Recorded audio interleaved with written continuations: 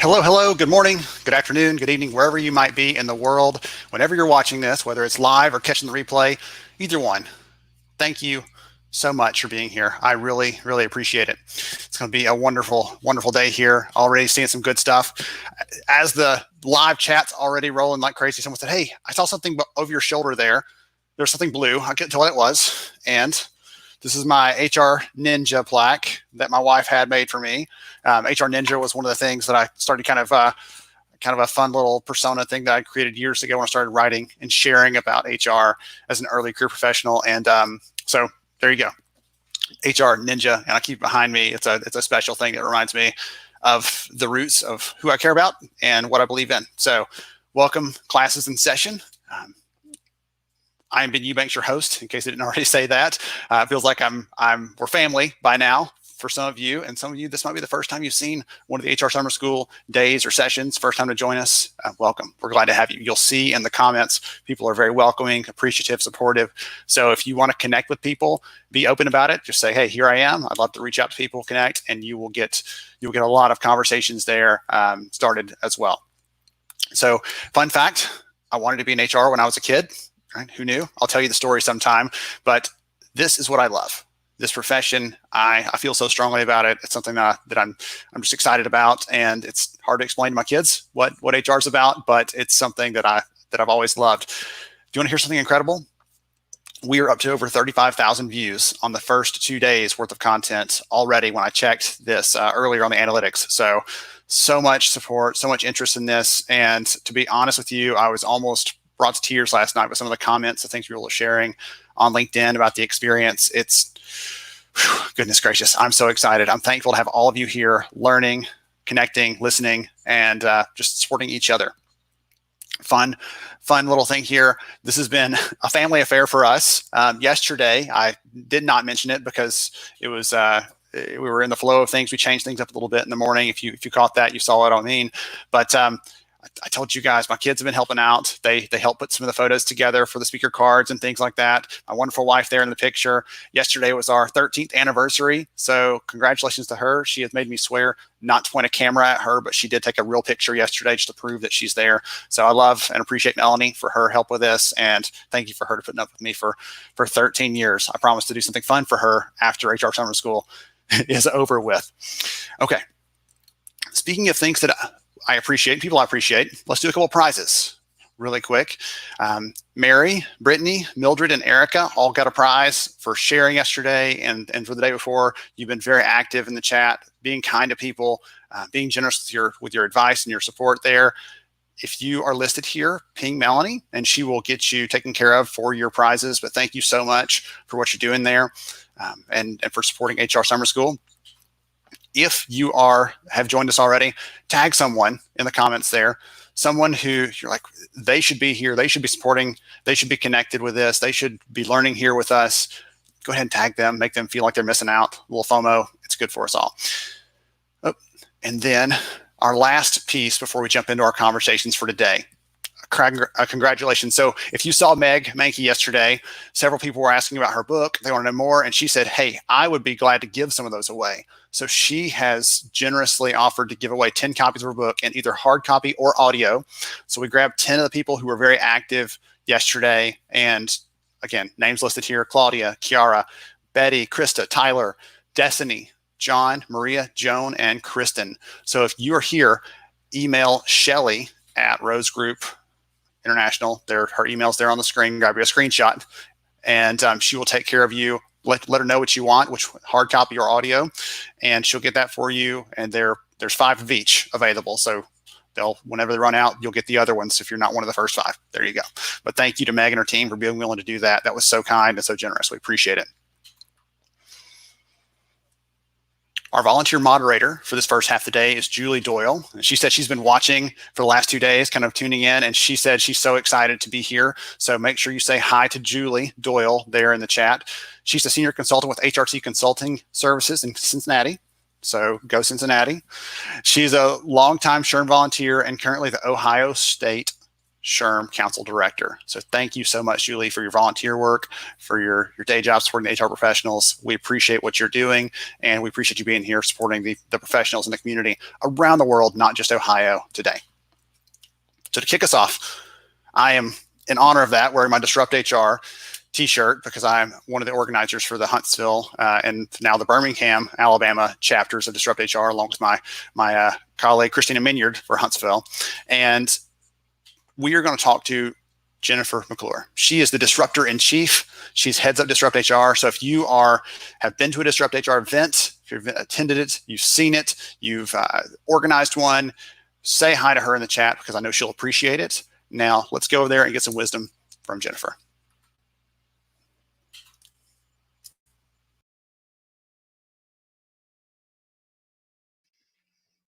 Hey everybody, it's Ben Eubanks. Welcome back to another fireside chat here on HR Summer School. I have with me the disruptor in chief. She has a lot of great titles and great accomplishments. I'll get to those in just a minute.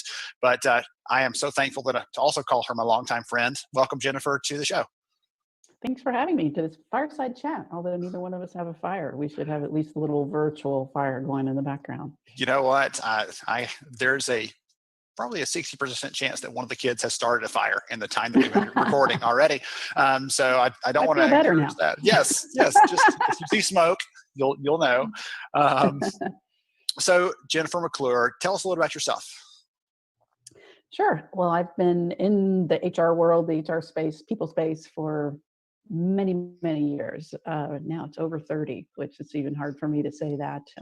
Started as, a department of one as an HR practitioner, worked my way into leadership and executive roles in the corporate world in HR over the next 18 plus years, then made a shift into executive search and executive coaching. Worked for a great firm here in the Cincinnati area, working with leaders to bring talent into their organizations and then also to help develop them. And then 10 years ago, celebrated my 10-year anniversary last month, April 2020, stepped out on my own so that I could do speaking and training and again, working with leaders, often in the people space, but leaders in general about how to get the most out of their people and how to really connect the people strategy to the business. It's been so much fun too to watch you over the years because I connected with you the first time you were Cincy Recruiter, all those years ago, and that probably takes you back a little bit. But now again, I want to get to this in a little bit. One of the questions I want to ask you is about the HR strategy thing you talked about, because I think there's an opportunity right now, I feel like, and I want to get your take on that. But one of the other things that you do in your copious free time is you actually are the head of Disrupt HR as a national organization, right? And I am thankful to be and honored to be a local organizer here in Huntsville and Birmingham, Alabama. But I also know that these chapters are happening all over the world. And right now with all the stuff happening, there's a lot of uncertainty. And so when we were talking the other day, kind of preparing for this, thinking about this, you shared some really great stories with me about how these people that are just HR practitioners around the world that are trying to bring some hope, some positivity to their local communities. I'd love if you'd share some of those kind of uplifting stories, if you don't mind. Yeah, I think, Disrupt HR has been disrupted like the rest of the world.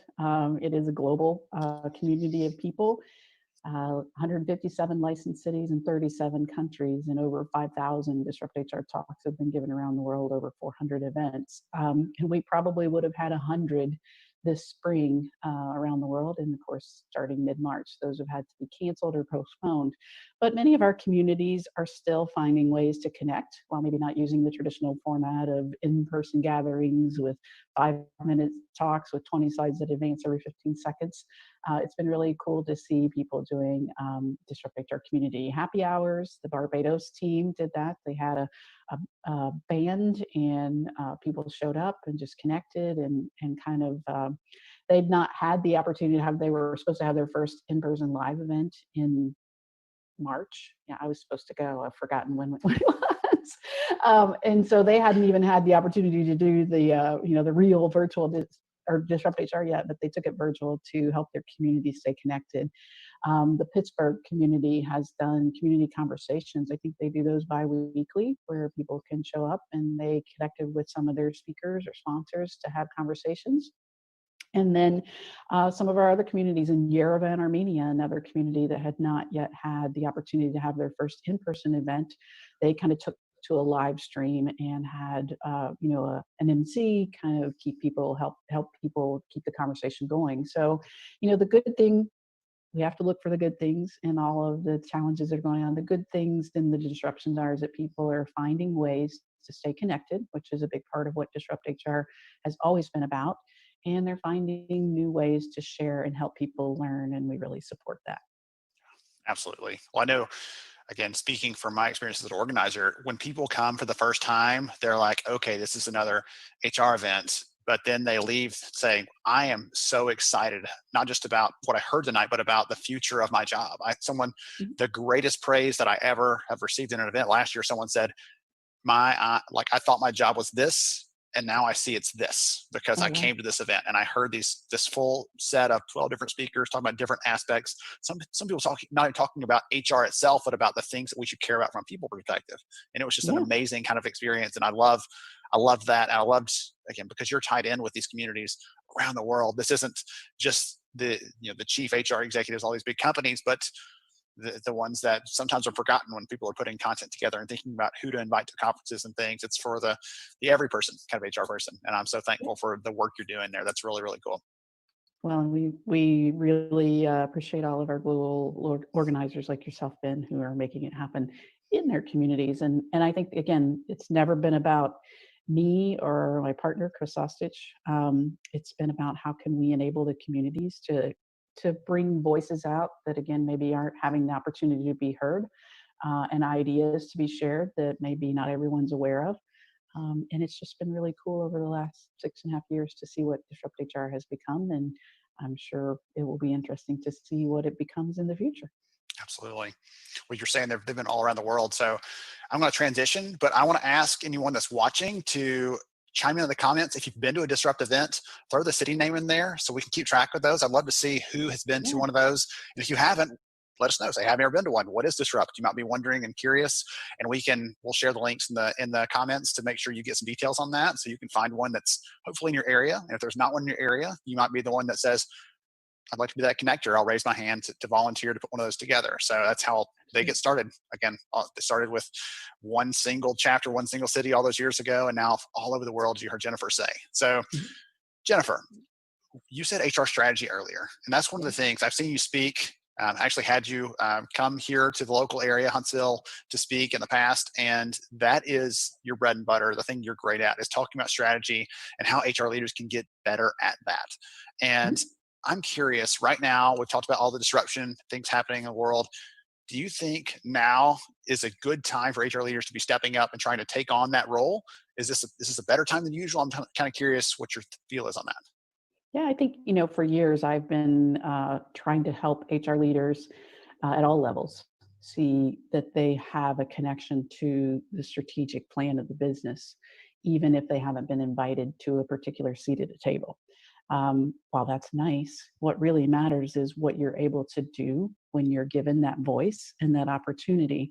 So whether you're a benefits assistant or the payroll person or the CHRO of an organization, if you don't really have a way of thinking strategically about the business, in other words, what challenges and opportunities does the business face, and then how does uh, the HR strategy help to connect that? How do we enable the people to execute on the strategy? That's always been there for us. That opportunity has always been there for us.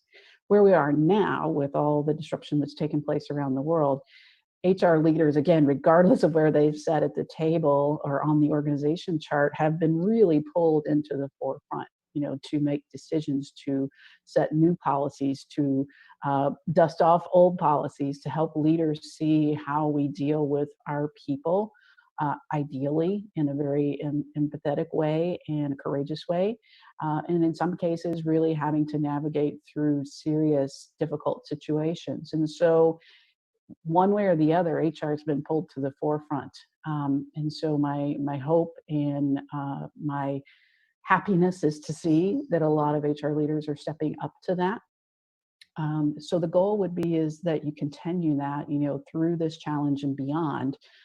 And again, not be so focused on who I report to, although I have opinions on that, but really about using your voice. You've been given the opportunity to have a voice in what's going on in the business today in probably a very prominent way. I don't know any business out there that has made decisions to navigate through this crisis that hasn't considered their people.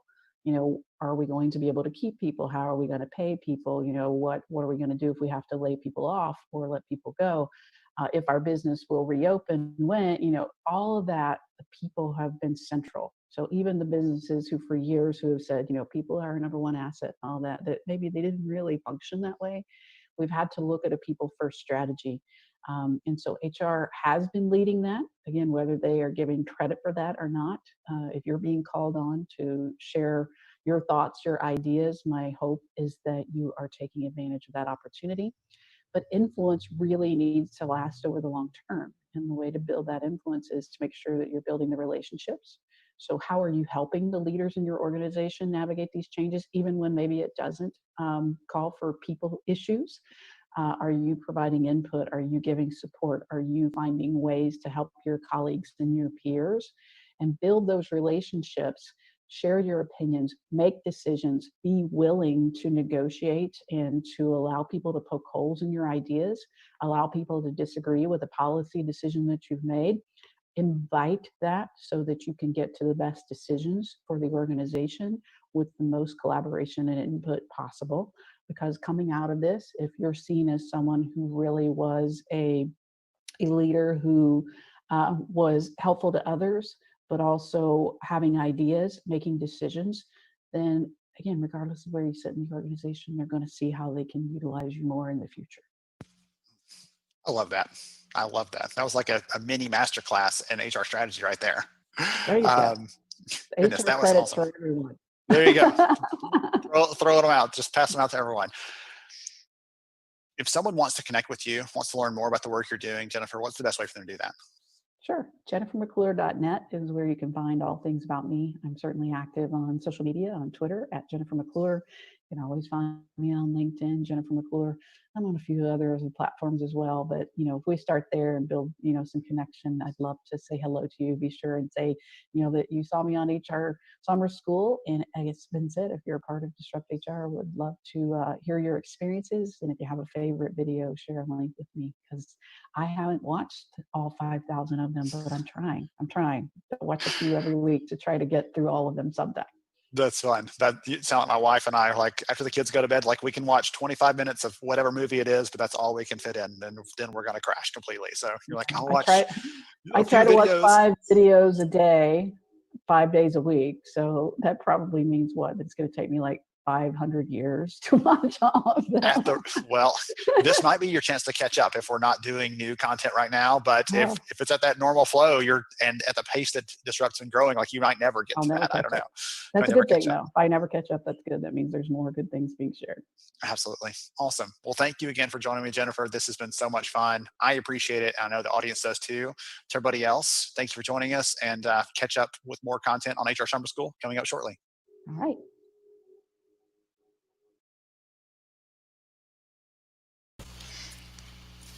Jennifer, thank you so much for sharing your thoughts there. And for those of you, goodness, I jumped right into her conversation because I'm so familiar with Disrupt HR. I saw a lot of people sharing, like, I've never heard of this. What is Disrupt HR? So the really quick summation of this is they are live events. They happen in cities around the world. And the format is each speaker gets 5 minutes. The slides auto advance every 15 seconds, and you do not control them.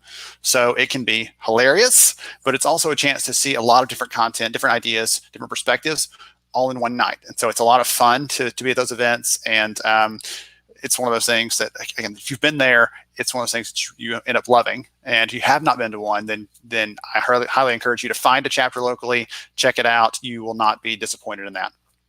Keep disrupting, Jennifer. Keep disrupting, my friend. Next up, we have Katrina Kibben. She's someone who I've really come to appreciate more than ever in the last few months as kind of a sounding board, source of ideas, an expert on writing like, I don't know, a human. We forget about that sometimes, and it's her specialty. So Katrina's going to talk to us about our job postings, some really, really good specific advice on how to make that work out. And I can't wait to hear what she has to say. So Katrina, welcome to the stage.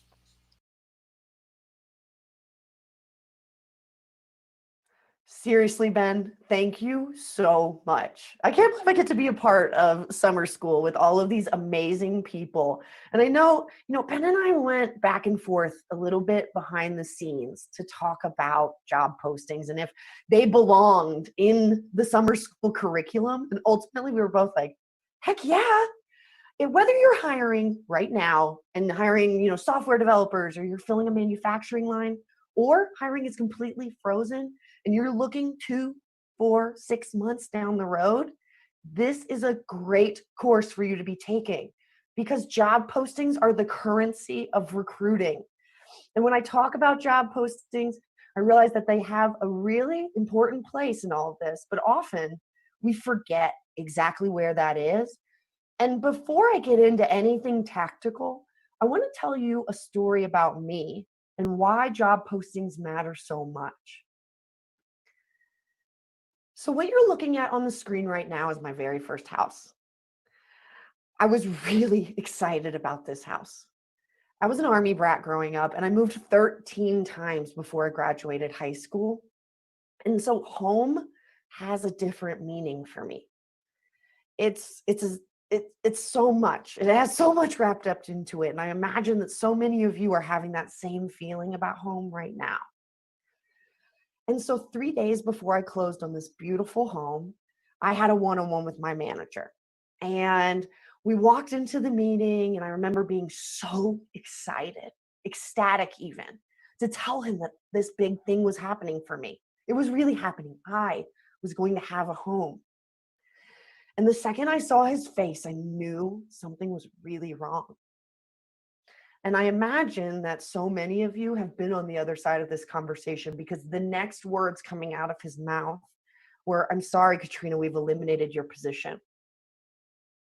3 days before closing. 3 days before walking into my first home. And so with 72 hours to figure it all out, I didn't have a lot of time to be very emotional or take a step back. I needed to figure out how I was going to pay the bills. I needed to figure out what I was going to do when my entire savings disappeared. And I had to pay for this dream to come true. And so I went online and I searched for a job. I typed in my job title, I typed in my location, and I hit go. And you know what I was met with? Cliches, lies, fluffy language, a lot of content that meant nothing to me. It meant nothing to my life because I couldn't imagine working in that job because I had no idea what that person even did. And I was so frustrated, and I really, really struggled, and I didn't know what to do. And I tell you all of that not because I want you to worry. If anyone in the chat right now is panicking because you're worried about how my future turned out, don't. Everything turned out great. I lived in the house. I started this great company. That's not the point of this story. The point of this story is to tell you this. I am not special. There are over 30 million candidates out there right now, all going through that exact same process. And whether the outcome and what's sitting on the other side of that search is as big and financially heavy as buying a house, or you are simply in a position where you want something better for your life, that's where the job posting comes in. It becomes a preview to change your whole life because I can tell you this, no one changes jobs willy-nilly, right? You don't just wake up one morning and go, you know what?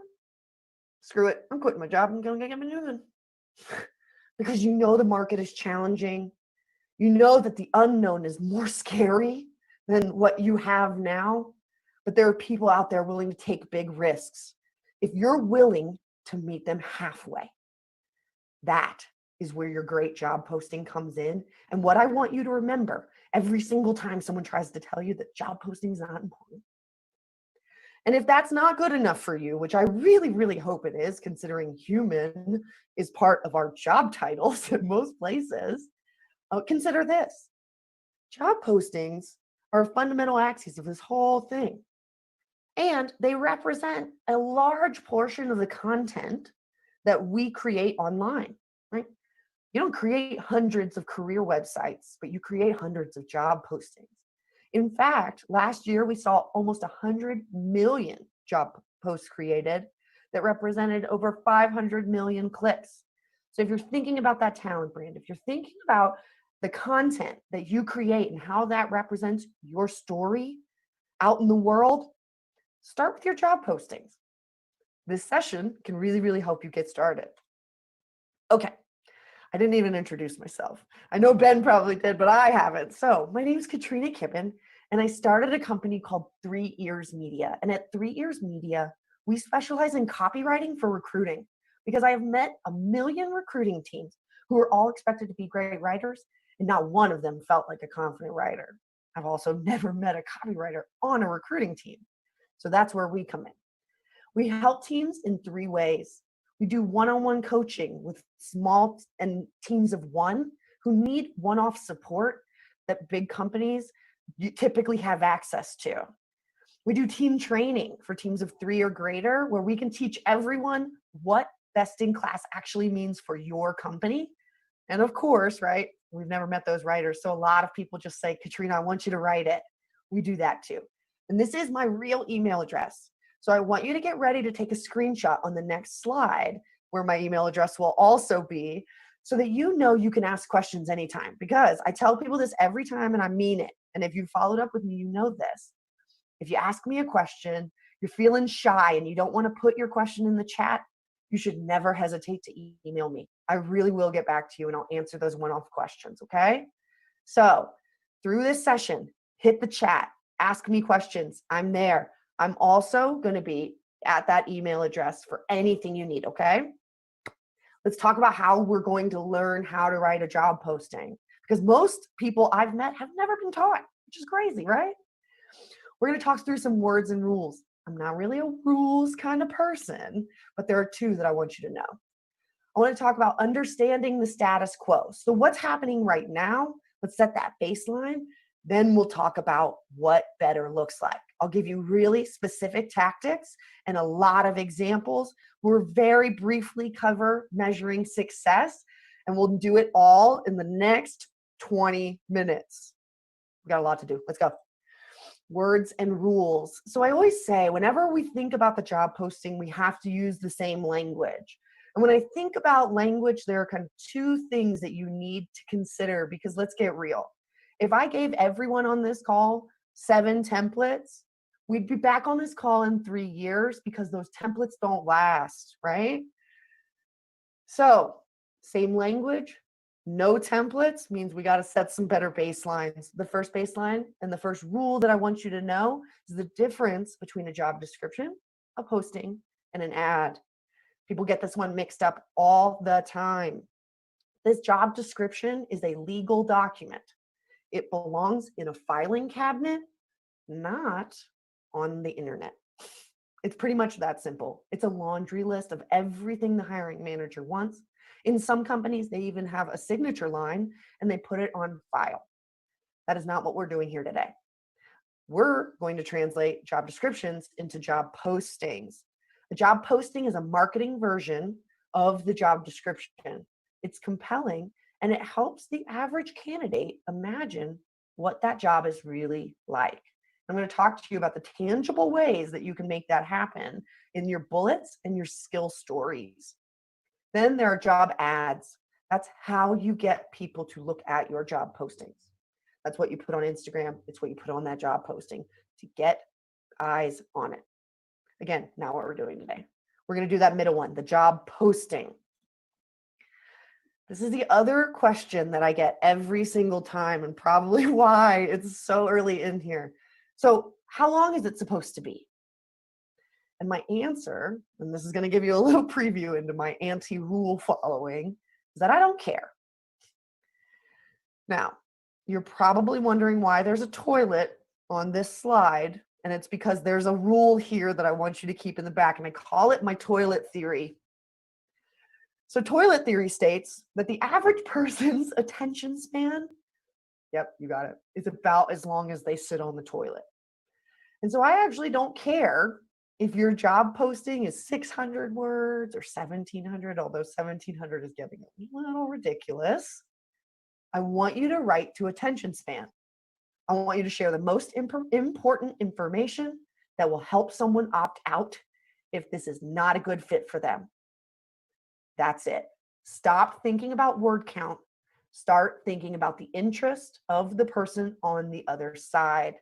Typically, that ends up being about 250 words. And if anyone wants to guess why that is, I'll give you a second. Drum roll, please. The reason is because the average social media message is about 250 words. That's something that people read every single day and something they're very familiar with. So we've tapped into that attention span. We write like something they actually want to read. But of course, we all know best in class does not mean best for you. And I learned that over and over and over again. It actually really surprised me when I started this company. I went out and I offered free job postings, free job rewrites. I don't offer that anymore, I'm sorry. But what was really fascinating to me is that after I wrote, I'm not exaggerating, over 1,000 job postings, these companies, whether they were really big or they were really small, whether they had a team of 100 or it was just an HR team of 1, I was noticing the exact same frustrations and trends. I was truly shocked to get on the phone with these companies that I thought had all the resources and all the ideas in the world, to find out that they were struggling the exact same way as the small bank out of Canada who was just getting started. And what they were really struggling with was identifying the same trends that kept telling them, you know what? This just isn't good enough. This content isn't right. And I think as leaders and as people who have seen a lot of job postings, which I imagine is everyone on this call, both from a candidate perspective and internal, there's some part of you that knows when something's just not right. And these are some of the things that I kept hearing, the things that they kept struggling with, that they knew it just wasn't right. The first one is that they knew they were using this brand first jargon that was all about the company. While they have a ton of lawyers and marketing influencers who tell them that they had to, it just didn't feel right to lead with everything about a company instead of telling them about a gig. There were way too many bullets. I've had a few people tell me flat out that they feel that they have a bullet fetish. And while that word feels a little weird to use in a professional context, if you have over 50 bullets, you do have a fetish. Like something is going horribly wrong. A lot of inconsistent formatting. It just doesn't look good. When we look at one posting next to the sales, we don't see any consistency, even though this is the same company. How do we fix that? Next, a lot of grammar and spelling errors that are just flat out embarrassing. And we'll actually wrap up with one of my very favorite funny grammar and spelling errors today. And the last one was guessing. And ultimately, because so many practitioners have not taken a class like this and have not invested in really learning how to write a job posting, ultimately, they just end up guessing and writing posts that sound a little bit like the one you're looking at on the screen, that say a lot without really saying anything at all. And guessing is the biggest disadvantage when it comes to job postings.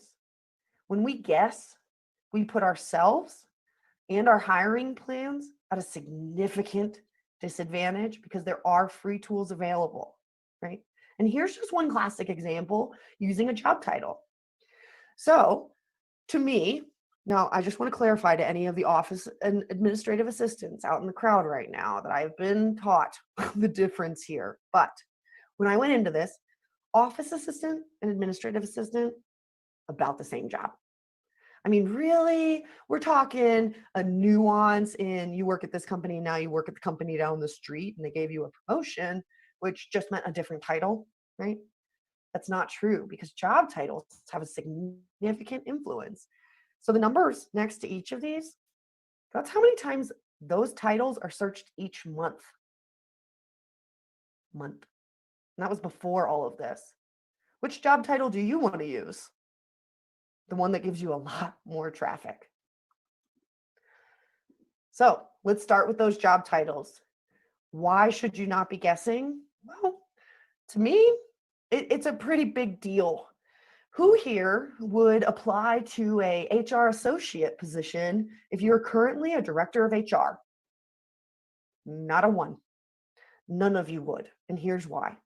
Because job titles are part of how we value ourselves. They're part of how we introduce ourselves. They're part of how we see ourselves. And this job title fundamentally influences the applicant because they have to decide if this is how they see themselves. That's huge. The other reason is that search volume, right? We just saw that on the last slide. A simple change in vocabulary could literally divide your total views by 4x. That's not anything that I want to bet on. And it's also part of the URL. So they're going to see this over and over again when they're sharing it, when they're copying it into their Word documents. And so you want to make sure that it's something that reinforces their self-value, that makes them feel like this is the job they want. And finding and researching those job titles is now made easy. This is the 3 ears model and something that you can use every single time you want to research a job title. So what you're going to do is search the job title and the word resume, HR business partner resume, for example. Open Google right now and do this with me, okay? HR business partner resume, job title, resume. Hit enter. When you click on image search results, what you see right now? A ton of resumes. You're going to look through those resumes and pick 3 frequent job titles because there will be alternatives. There's alternatives in acronyms, right? HR versus human resources. That will drastically influence your search results. There are different acronyms and internal language. We might do VPs or operations versus sales, whatever it is. What you're doing right now is you're scanning through those images and looking for similar job titles to compare. You're going to open a tool called Google Trends, completely free, and you will enter those 3 job titles you identified. You will hit compare, and it's going to teach you some really interesting things. The first thing it will teach you is it'll give you a score for each of those words. So you'll be able to very cleanly see that if all things were equal, this is not traffic, right? If all things are equal, this one is searched more than this one. So let me be explicit here. It is a score from 0 to 100. It is not a traffic number. The second thing you are going to learn is if there's any regional nuance. Maybe they call it a VP of operations in the Southeast, but they call it a VP of sales in the Northwest. It will show you that by state. So if you're doing regional hiring, it'll help you with that nuance. And the third thing is what I find most interesting. So recently, I did a job posting for a utility forester. Yes, they're someone who maintains power lines in rural areas. They remove the trees around the power lines. Guess what is also a utility forester? A Subaru, right? And so what you have to do is actually search the title and see if it's relevant. And Google Trends will show you the related searches to that title so that you can see if you're using the title of a car or using the title of a career. The way to distinguish that is that the career is going to have things like the job title with the words salary, job description, resume, career-related words. And here's the last piece. Sometimes you find out that a job title that's searchable is more effective than your internal job title, the one that you use to build all of your org charts and all that. It is okay to use an external job title instead of the internal job title. However, you must explain that to candidates. I explain it the first time we talk. We get on the phone, we're doing the phone screen, and I'll just simply explain, just so you know, the external job title is used for marketing purposes. Here's a copy of the internal job title and job description. I want you to take a quick look and let me know if you have any questions. That's it. That's the end of this, okay? All right. Now, once you have that job title locked in, I got to tell you this. Better job postings start with better intake and better conversations with hiring managers. But it's not about having more conversations. It's about asking questions that help them imagine a person, not work, right? We are writing to someone about their life. Work is not something that exists outside of someone's life. It is part of their life. So instead of asking questions like, what are the ideal candidate traits? I'll ask something like this. What do your best people have in common? All of a sudden, I'm picturing something that's tangible, picturing real humans. And all of a sudden, I start to share real experiences, human things. And when I have that language, I can start to get closer to this description, because the reality is we don't know everything about everything. But I'm going to make this even easier on you. If you don't consider yourself a writer, use this. I want you to record that conversation with your hiring manager where you're asking better questions. We're going to transcribe that conversation with either a free transcription tool or a paid one. They can be as little as 10 cents a minute. But I want to emphasize this. Do not hire an intern to type these. That's an easy way to make people quit. All right, you're going to take that transcription and put it in a word cloud generator. Word cloud generator is going to help you find the frequency of words and help you identify the most important information to include in that job posting. That's another question I get all the time. What's most important? Now you know. Then we're going to write a job pitch. So let me teach you about that job pitch and how it fits in this bigger program before we wrap up today, okay? You guys ready? Job posting content. So I want to walk you through the pieces of a great job posting, but I also want to tell you the difference. The difference between a good and a great job posting is as simple as this: tone. Tone is the difference. And I realize that as a copywriter, I have a little bit of an advantage on tone, but here are a few things to keep in your back pocket and remember, okay? I want you, especially as you're just starting to write, to focus on clarity over creativity. I had a great client who was very creative, and he sent me a post that began with this: I like big bucks, B-U-C-K-S, and I cannot lie. Very clear. However, I don't know many hunters who identify with Sir Mix-a-Lot lyrics. You could have just said, we're hiring an associate to work in our hunting department. Clarity over creativity, just because you like big bucks. You're going to break up content and sentence length. So this is a copywriting hack. You're going to take a big paragraph that's really meaty, just brain dump all of it. Then I want you to go back through and add some punctuation so you have some short sentences and longer sentences combined that create flow for the reader. That is one of the elements of tone and something that can influence them. Here's a great example. We're hiring a sales leader who's highly collaborative and works across teams to do blah, blah, blah, blah, blah. We're hiring a sales leader, period. You're collaborative, period. A team leader, period. Someone who wants to work with, right? That simple breakup at the beginning just draws them in. They're there for it. And the last piece is I need you to write for a human, not a job. It's about a human, not just some list. This is not some spoiled kid's wish list. This is someone's life, and they're willing to risk it all, change everything about their life to work for you. Show them a little respect, okay? And of course, we want that job posting to be inclusive. And while I am not an expert on diversity and inclusion, I have done a lot of research and reading on inclusive content. So keep this in the back of your mind. If inclusion is something that's very high on your priority list, which it better be, I want you to target those 250 words, all right? We know that's the attention span, and we can attract candidates of all backgrounds with that length. We're going to do less than 7 bullets. Any more than 7, and we actually start to see a decline in applicant volume from diverse backgrounds. So 7 is now your magic number, even for you bullet fetish folks. You're going to start with the story. That's your job pitch. I'm going to teach you how to write one. We're going to talk about experiences, not skills, because we know universally 3+ years does not mean the same thing at every single company. We're going to use free bias tools or paid. There are a million options. And you're going to use structure, not templates. This is how you create consistency without handing everyone a bunch of stuff to tell them what to say. This is the 3 years media structure and what I would recommend. You're going to start with a job pitch. This gives them a quick glimpse into the role, what they'll do every day, and why it matters. The about us. If you have a fussy marketing team who's very attached to that about us, just steal theirs.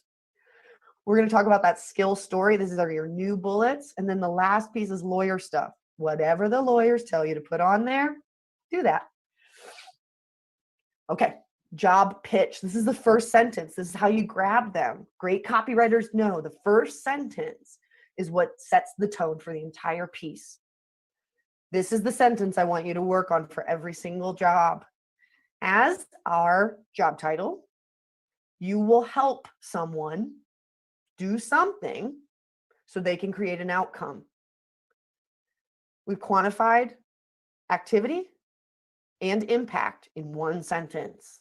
Don't tell me you can't do 250 words, because if you can write this sentence, you can 100% stick within those boundaries.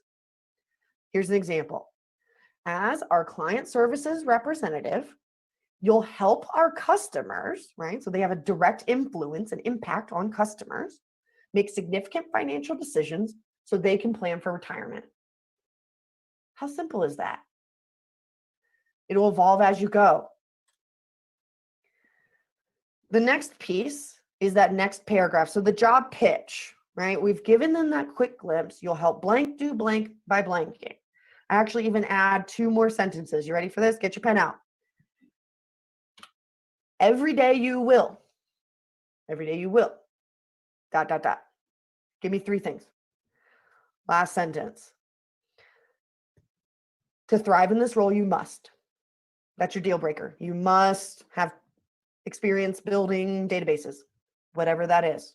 That's your last sentence, okay?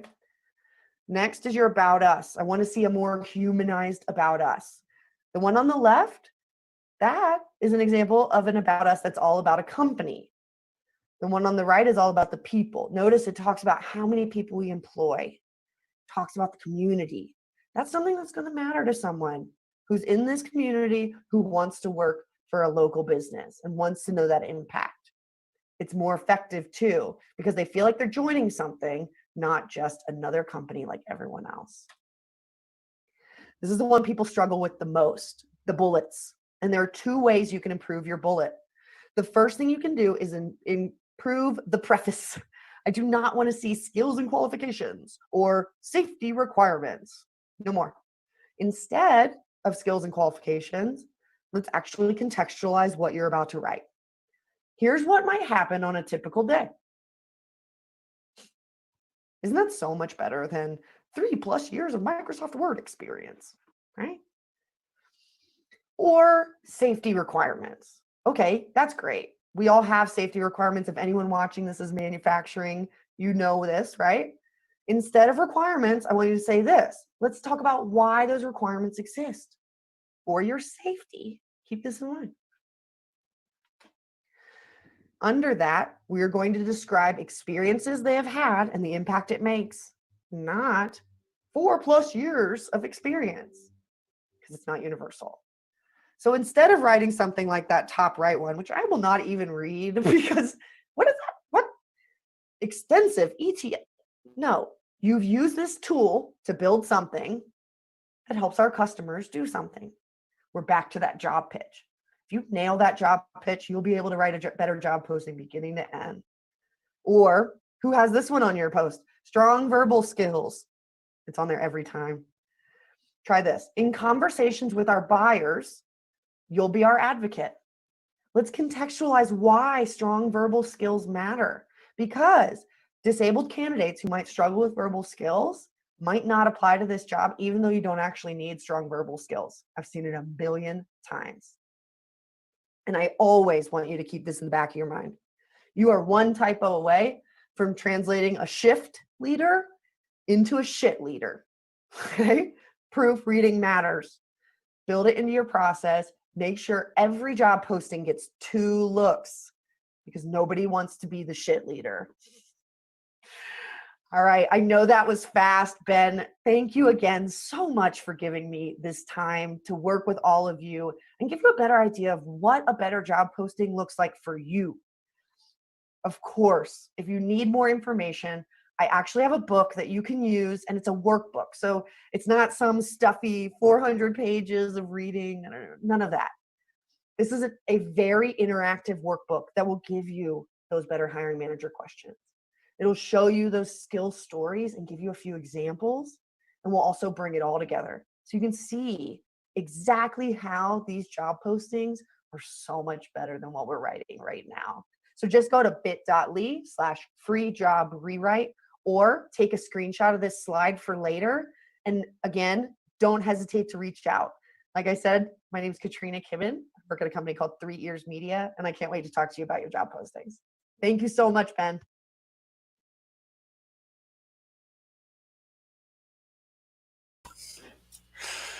I hope you enjoyed that as much as I did. So much energy, so much good information, good insight there into, like I said, writing like a human, being a human. And I told her, like, that's the greatest crown I can put on her head, is she helps me to think about that in a different way. I follow her closely, follow what Katrina shares, and she's just got great insights there. I appreciate about her interpersonal story too. That really connects all of us. I missed my note this morning. I told someone I was going to give them a shout out, and in the hustle and bustle, forgot about it. So before I forget, Jasmine Vieira, she actually pinged me yesterday and said, thank you for this. She said, I have my entire team watching this. I'm trying to cover with them. She's the head of HR. And she said, I'm trying to get all of them some education, some connection, building their networks, and also building their capabilities as my HR team. And she's like, I'm going to do everything I can to cover for them while they're learning this week. And so, Jasmine, thank you for what you're doing over there in Atlanta. We appreciate you for making sure your team can be here. So fun. So excited to hear that. Next up, we have JD Dillon, and JD is an expert in learning and development. That is his focus area, and you'll hear that really quickly. And so we've had a little bit of content this week talking about learning and development. I'm excited to hear from him. He's going to talk specifically about balancing your workplace learning strategy. So JD, take it away.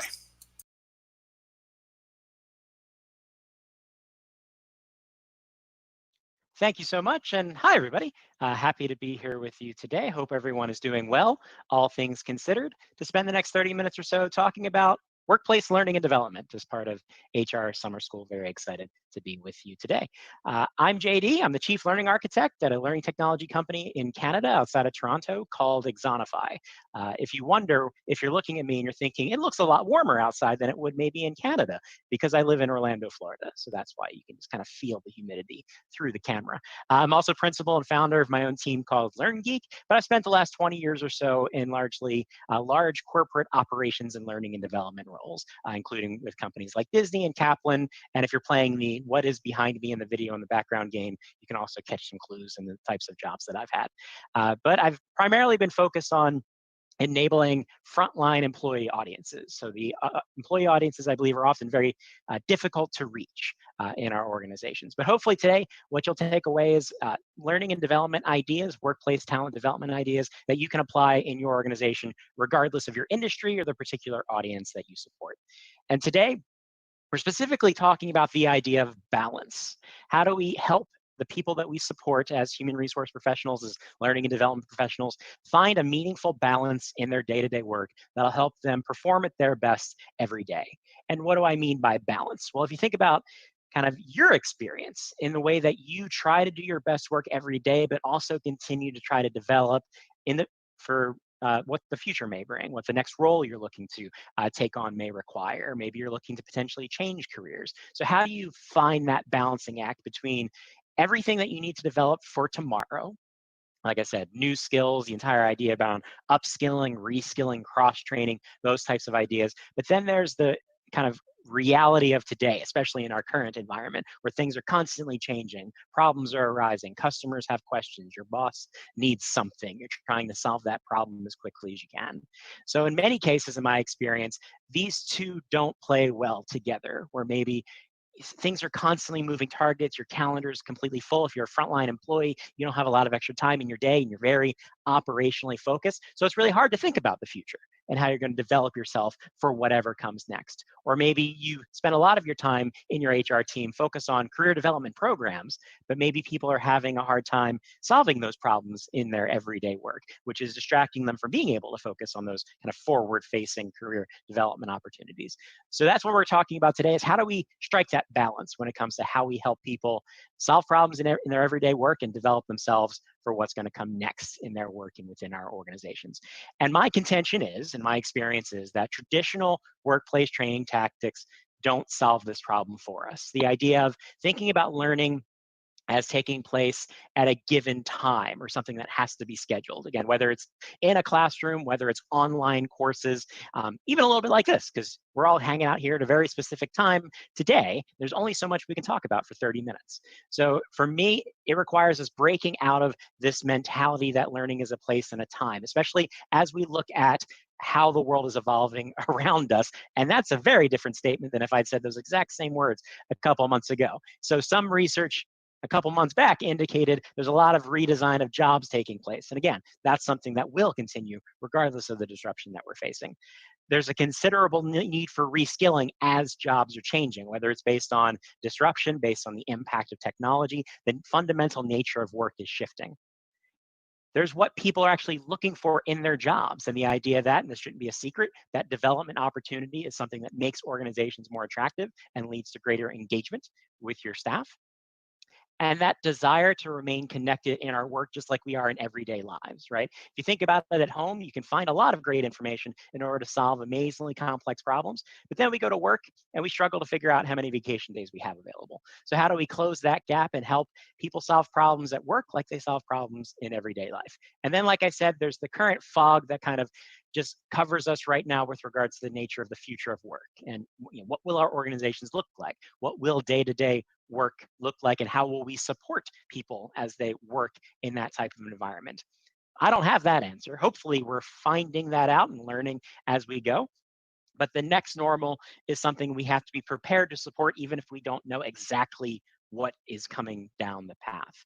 And like I said, ultimately, regardless, again, what industry you're in or what your particular workplace is going to evolve to look like in that next normal, it will still require striking that balance to deliver the best possible modern experience for your employees. So like I said, that idea of how do we solve the problems of today, so getting people on board quickly and effectively, communicating, make sure people have timely information, solving the compliance training problem, these types of ideas with what we need to do to help people develop for tomorrow. So change enablement as things keep shifting around us, learning new skills for new types of roles, reskilling, all of these different concepts. So how do you put a structure and a plan in place that can meet all of these needs?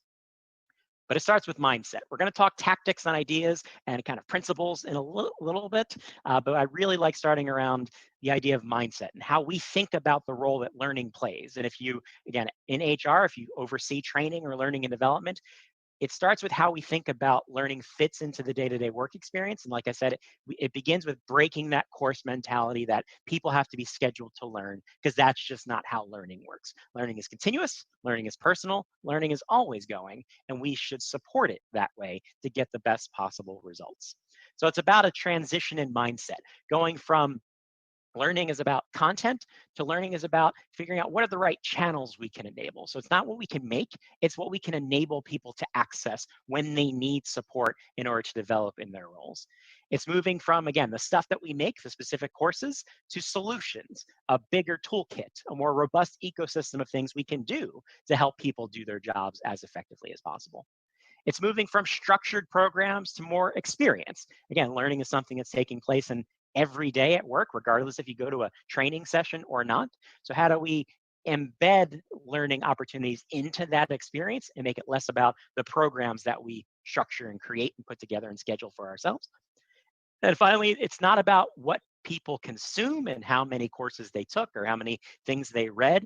It's about the impact to the person, their ability, and ultimately the organization. So people could complete hours and hours of training as part of their job, but did that training actually have an impact? Did it move the needle? Did it change behavior? and did it lead to a meaningful result for the organization? That's where we have to get in order to strike this balance and have the best possible impact on the people we support and our organizations. So now I want to quickly move through 5 steps to finding that balance. Kind of get started with where you are today, because I don't expect anyone to completely rip and replace your training strategy. There's a lot of things going on in human resources for the foreseeable future as we try to enable our workforces. But here are 5 different things that you can do to hopefully help move the needle, start introducing some new ideas into your strategy, and help the people you support find that balance between, again, solving everyday problems with developing the skills they're going to need moving forward into the future. Step 1, realign our tactics. So like I said, it begins with where you are today. So it's not shut down anything. It's not that anything you're doing is wrong or bad, or that we don't need courses anymore or classroom sessions, even if they're happening virtually like this. Those things are still going to exist, but how do we shape them and position them and apply them in a way where we get the best possible impact from those tactics, and then maybe enhance or add some tactics to our strategy that complete that experience that we're going for? So, like I said, I don't know exactly what you do and who you work for and who you support, but generally speaking, when it comes to workplace training, I bucket the things that we do in HR and learning and development into these 6 general categories. And then when I work with an organization to start realigning their tactics, I ask 2 questions about these categories. One, what's the priority? Where do you spend most of your time and resources when it comes to the different types of things you can do to train people at work or help them do their jobs better? And then we stack them like you're building a house. The most important stuff at the bottom and the least important stuff that you don't spend a lot of time on at the top. And what that picture tends to turn into is something like this, where the formal stuff, right, the required training, the structured program stuff, is at the bottom. That's what we build our house on top of, where we're spending most of our time. The less structured stuff tends to float at the top. Maybe you don't use these types of tactics yet. There may be new concepts to you because you're not putting a lot of effort into those elements right now. Then the second question, beyond what's most important, where are you putting your priorities, is what's most available to the people you're supporting, right? Of all of these tactics, what can they make best use of based on the time they have available? Like I said, if you support a frontline staff like grocery store associates, retail associates, manufacturing workers, they don't have a lot of time in their day to do extra stuff. It tends to be hard to remove them from the operation for training. And even if you don't work in a frontline capacity, it's still hard to find time. It's still hard to figure out where do you want to dedicate any extra development opportunities. So we have to consider what best fits into our reality and the reality of the people we support versus the things that we prefer or most used to doing. And when you add that dimension of availability, the image starts to change into something like this. And then if you were to add 3-dimensional physics to this visual, like it's a Jenga tower, what would happen? Say it out loud. I can't hear you, but I'm assuming you all said it's going to fall over, which is what it would typically do. And what would be left? The structured training stuff that we tend to do a lot of the time. And again, what we're trying to do is provide a support experience for each employee that actually fits their reality. It's not about what we can make, it's about what works best for them so they can do their best work every day. So what I do with organizations is start to restructure or realign those tactics and then stack them in a way that best matches, again, the day-to-day reality of the audience we're looking to support. So at the base level, you have shared knowledge, that access to information that solves an amazing amount of problems and changes the way that you look at workplace learning. Because again, most of the people you're working with are used to being able to find information on demand if they have the right tools to do so. So how do we make sure that information is available when people need it, and basically avoid building extra training when we don't have to? One of the big questions I often ask people I work with is when they come to me and say, we need training on a topic, I ask, well, what information is readily available on that topic right now that people can access? And the answer is often not much. And I say, well, let's start there, solve that problem, and then see if we actually need something more structured. And oftentimes you don't, because again, people can use well-built, simple information to solve problems. We often just don't provide that. Next layer up, performance support. So again, the idea that if you've got all this great information out there and people can find it, got a lot of great documentation, what if I can't find what I'm looking for, right? What if I don't understand the information I'm looking at? How do I get help? How do I raise my hand? So it has to be clear to the people we support, how do they get help when they need it? And again, this could be a variety of different tactics. In some organizations, you might have an electronic performance support system that lays over your CRM software or some type of tool that gives them tooltips along the way. It may be a chat tool like a Slack or a Microsoft Teams. or it may just be publishing a list of subject matter experts so they know where to go when they have questions on different topics. But it's making sure that's clear so it doesn't become a game of phone tag or emailing a guy who emails a person who's on vacation, or asking the person next to them and they don't know what's going on, and that creates inconsistency in performance. So how do we make sure people know where to get help? Now we're going to pass an important dividing line. So far, we've talked about the nice to know side of workplace learning, right? There's an infinite amount of information available in your organization. No one knows all of it. So how do we solve for the nice to know stuff, which is what we've been talking about so far? You can look it up. It's more on demand. You don't have to remember all of these things. But now we're going to transition into the need to know, the things you need to keep top of mind to apply on the job, to answer the question in the moment, to make the right decision in the moment of need. Now we're going to start adding some additional tactics for that idea. And the next layer up is reinforcement. So if you got all this great information out there, people know how to get help. How do they know what they need to remember versus what they can look up when they need to? So how do you add in potentially reinforcement activities? So again, that could look like practice opportunities. If you think about sports and learning, a lot of similarity there. People don't just get good at sports, they have to practice continuously. So how do we give people chances to practice, ask them questions, challenge their knowledge? Coaching might fit into this as well. Make sure people have an opportunity to reinforce their knowledge. Next layer up is coaching. The most important people in workplace talent development are not human resource people. They're not learning development people. They're not even the employees. They're managers, because managers have such a great influence over how people spend their time, what resources they use, what priorities they're facing. So how do we make sure that managers are coaching in the same way and supporting learning in the same way that we're structuring our overall experience? And then the last two pieces are the things that a lot of people are really familiar with. So when you look at this modern learning ecosystem framework, it's about realigning the different tools and tactics that you use, because today you probably have an intranet or a corporate website or a wiki that's your shared knowledge tool. You might have, like I said, performance support tools. You probably have plenty of structured courses and programs. Managers are doing coaching as part of their job. But how do those pieces snap together to create a consistent experience that helps people get the right type of support when they need it, whether it's to solve a problem today or to start to reskill and develop themselves for an opportunity that's coming up in the future? Step two, reshape the experience. So now that you've got your tactics aligned in different ways and you think about them kind of holistically, not as separate entities, how does that change the experience fundamentally for the individual employee? Well, if we start to think about it, in a lot of cases, what we would call the learning experience in most organizations is this. It is make stuff, send it to person, they consume stuff, we assume they have learned and should now do better.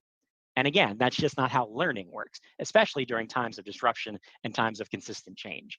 So when you start to layer in tactics from the layers we just talked about in that framework, it fundamentally shifts the experience. None of this stuff goes away. People still will complete courses and go to training events and programs and these types of ideas, but they should only do those things when they have the time and it's the right solution to the problem. But then we start to layer in, again, that access to on-demand resources, and then surround people with the types of tactics they can access as part of their day-to-day experience. So that reinforcement and practice opportunity, the coaching opportunities, day-to-day messaging and communication is all part of the day-to-day learning experience for an employee. And it's combining these day-to-day learning tactics with on-demand information and structured training that leads to the results that we're looking for, whether it be individual knowledge growth, meaningful business results, and then a stronger overall shared team experience. And what this experience allows us to do is use the same tools and tactics to address whatever the problem may be, because today, the business priority is probably noticeably different than it was in January. So how do you make sure you've got the right pieces in place so that as those priorities change, you're able to use those pieces and tools and tactics in order to solve those problems, rather than have to recreate the wheel or do something brand new, which makes it harder and harder for an employee to figure out, well, how do I get help here? Or how do I get training here? That's what we're trying to do. Step three, adjust our design. So we've restructured our tactics. That allows us to reshape what the learning experience feels like for the employee. And now what do we make? How do we change what we make to fit it into that experience? And traditionally in learning and development, there's a gap between these two factors, the things that we make and the results we're trying to get as a business. And it's hard for us to connect those two to say how our solutions are actually impacting results for the organization. So how do we close that gap? Well, it starts by working on from the other side. So starting at the end and working our way backwards. So starting with what is the measurable result we're looking to achieve, and having that conversation with our stakeholders so it's clear how they've identified that this is a problem. So again, if someone comes to you and says, we need training on, I often ask the question, well, how did you identify that that is a clear problem, right? How are you measuring that to know that you need some type of support in that area? And if they don't have an answer to that, I'm going to have a really hard time validating that my solution worked. So how do we identify what is the clear result we're looking for? Then work back to say, great, that's our result. Now, what does the behavior look like? What do people do on the job to get to that result? If I took a picture of it, what would it look like? And clarify specific behaviors we're looking to change so we know what the change we're looking for in our employees is that's going to get us to the end result. And then what's the knowledge people need? What do they have to know in order to execute on the job that way to get to the result we're trying to achieve? And then once we've got those points in place, then it's a question of, okay, what are we going to make? So at this point, it could be a course, right? It could be an e-learning module. It could be a job aid at this point, a set of reinforcement questions, because we've really nailed down along the way the specific changes we're looking to see. And then we can decide, as we think about the audience we're supporting, what's the best way to drive those changes within the workplace. And there's other things to consider once we start working our way back and implement our solution. So how are we going to get people to access that solution? How are we going to drive engagement in learning and show that there's clear value? How are we going to transform knowledge into behavior to make sure people have the confidence to act when the moment arises, that they're motivated to take those steps, and they have opportunities to practice and apply their knowledge? And then finally, making sure that behavior is the right behavior that's going to get to the result. So again, more practice opportunities, feedback to make sure they're doing things right on the job, and continued support to make sure that those behaviors continue day to day. So what this allows you to do is not only design a more targeted, impact-focused solution, but also measure, going back the other way, is that solution changing knowledge, changing behavior, and changing results to show if it's actually having an impact. So a new way to look at designing solutions to fit the new paradigm we're talking about. Step 4, making informed decisions. So how do we apply all this stuff? So if we've got a problem, now how do we take everything we've talked about and use it to solve that problem? Again, whether it's something we have to face right now as a business or something that's more future focused in terms of long-term talent development in our organization. So a couple things to consider. We've mentioned several of them already. So one, the problem arises, what's the context, right? When and where does this audience need help, right? It's very different to think about supporting a team that works from home as compared to a team who works in a grocery retail environment. So we have to understand that context before we make the best decision. Criticality, how bad is failure? So what happens if something goes wrong with this topic? Is someone going to get hurt, right? Is it a safety or health concern? Or is this something people can learn by the experience of doing the job? That's going to be an important consideration. How difficult is this topic to master for the average employee, right? Is this something that requires a lot of scaffolding? As an example, no one learned to fly an airplane using a paper job aid. That requires a lot more structure than maybe how to overcome an obstacle as a salesperson. Doesn't require as much structure, isn't as complex typically for someone who's trying to learn that particular knowledge or skill point. And then timeliness. When is the solution needed? How is this impacting the organization right now? Especially during times of disruption, the answer is usually, we needed it already. How quickly can we move? And unfortunately, workplace learning and development hallmarks tend not to be speed and agility. And that's what we're hoping to instill by changing the way that we look at solving problems. So we have to understand the timeliness of the solution and be open to things like iterative solutions. So I don't need to wait until I'm done. Maybe I do need a big structure offering, but maybe I can release pieces and parts using the different tools and tactics I have available, rather than waiting till when I'm done, when maybe the problem will have changed or priority might have changed by then. So let's take a quick example. Let's say we're in a retail environment. So if you're in a retail environment, this might be applicable to you. And we want to decrease store shrink rate. So there's theft going on, and it's occurring both amongst customers and employees. This is actually a real world example. The names have been changed to protect the lawyers.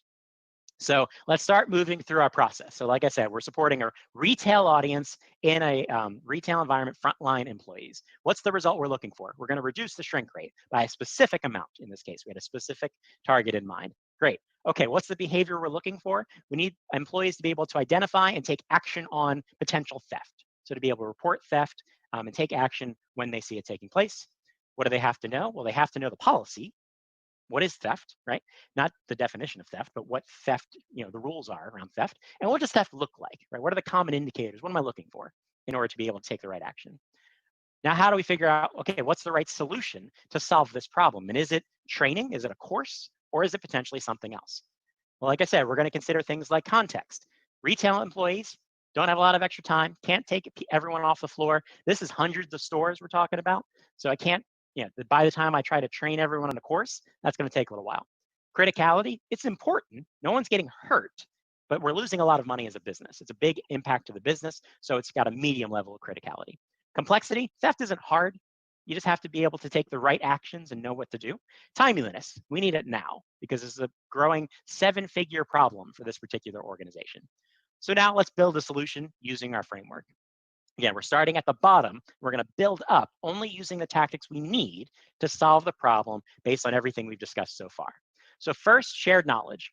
What information is available on this particular topic that would help employees take the right action? Well, in this case, there was a policy available, but where was that policy? It was in the handbook. When did they get the handbook? First day on the job. Where's that handbook now? I don't know, right? So one, we have to make the policy available in a place that people can easily find it. So we made it searchable on an intranet type tool. And we made it searchable and specific about theft. So it wasn't buried in a big handbook of policies. Specific asset available on this particular topic, easy to consume, easy to read. Next layer of performance support. How do people get help if they need help, if they don't know what to do in a particular situation? Well, in this case, they actually already had a contact hotline. Most people just didn't know it. So we made that contact hotline more readily available. And we also clarified the role managers played as a support system to help them if they saw that there was an issue in play, especially for employee theft, which can be a more uncomfortable situation. Reinforcement. So if they know where the information is, how do they remember the right things? When they're looking for theft indicators, what the right action is, the right decision to make, how do they know? Well, we used an idea called burst reinforcement. So every day when an employee logged into their point of sale system, we'd ask them 2 questions maybe about specific scenarios that involved theft. And what would they do in these particular situations? Not just to assess their knowledge and see what they knew, but to reinforce what the right action was, an opportunity to learn through applying knowledge by asking questions. After that, we didn't do anything else. They're already trained on theft, again, as part of onboarding, but when it's your first day on the job, there's a lot of other things you're thinking about, and you may not face a theft situation for weeks or months on the job. So we had to reinforce the right information and make sure that knowledge was available in the right place at the right time when people needed it. So from there, what was the result? Well, in this particular organization, we saw about a 60% reduction in shrink within 6 months. Again, without formal structured training, without delivering a course, we saw the result the business was looking for by applying the right tools and tactics at the right time as part of the day-to-day working experience. And finally, step 5, measure what works. And like I said, learning is continuous, so measurement should be continuous. So it's not about just measuring who took a course or what test score they got after taking that course. It's about rethinking the way we look at measurement so we can answer more meaningful questions, like how are people engaging with the learning opportunities? How are people engaging on a day-to-day basis with the opportunities to develop their skills? How's their knowledge changing over time? Is that leading to behavior change? What outcomes are we seeing as a business? You can see how this connects to our design model. But then taking that even further, where do we think this data is going to take us? What proactive steps can we take to then adapt the way that we're approaching learning and development to close those gaps before they become a problem within our organization? So to quickly recap, those are the 5 steps that I work with organizations to take when we're looking at how do we strike that balance and modernize our approach to workplace learning within an organization. Like I said, it could be a long road ahead in a variety of ways. There's a lot going on. I don't expect you to say, I have a new strategy and completely start doing things differently, but are there maybe different ideas in our conversation today you can start to apply to get better outcomes based on what you're trying to achieve within your particular business? So a couple final steps to consider. 1, learning from just generally the experience we're going through right now, especially understanding the experience of the people we're trying to support, so we can figure out how to better fit support into that day-to-day experience of work. Determine what the next normal is going to be for your organization. What is work going to look like so we can support people within that context rather than thinking, mismatching the way we support people with what their day-to-day looks like. Take a look at what you're doing today holistically, not just programs maybe that you develop, but what does learning and support look like across your business so you understand the entire picture. Figure out what are those channels you're going to activate, how are you going to get information and training to people in the context of their day-to-day work. Design solutions that, again, fit the specific outcome you're trying to achieve, as well as the experience that best fits into the day-to-day for your employees. Apply data to figure out what isn't working. When it comes to talent development, that's an increasingly important step, is to understand what impact are you having, what impact are your solutions having on the business, because we will be held accountable, just like any other business unit, to having a meaningful impact. And then start solving problems. I rarely walk into an executive team and say, here's the strategy. It's more often, how do we start to apply pieces of these ideas to solve meaningful problems, to build our business case, and then start to iterate and change the overall approach as we go based on what is actually working. And again, just to bring it back to a final point, I didn't really talk a lot about people. I talked a lot about principles and strategies today, but it comes down to understanding the experience of the people you're supporting, the people, in my case, in a lot of cases, on the front lines, working in roles in manufacturing facilities, retail stores, delivery drivers. So if we don't understand what their day-to-day is like, it's going to be really hard to help them strike that balance of solving everyday problems with developing the skills they're going to need moving forward. So again, thank you for hanging out with me for the last 30 minutes. This is a light plug for the fact that I just started a podcast. So I tell stories about frontline employees and how organizations are helping their frontline employees do their best work every day. So please check out the 80% on Apple, Google, or Spotify. If you have 12 minutes twice a week, you can check out our frontline stories. And if you have any questions, because again, we only had 30 minutes together today, feel free to reach out, drop me an email, hit me up on Twitter, and check out any other presentations I've done in the past. But again, thank you very much for spending your time with me today. Thanks for hanging out with us at HR Summer School. I hope everyone is well through this experience, and I hope we can all find our next normal together. So thank you very much, and I'll hand things back so you can continue your learning experience today. Thanks, everybody.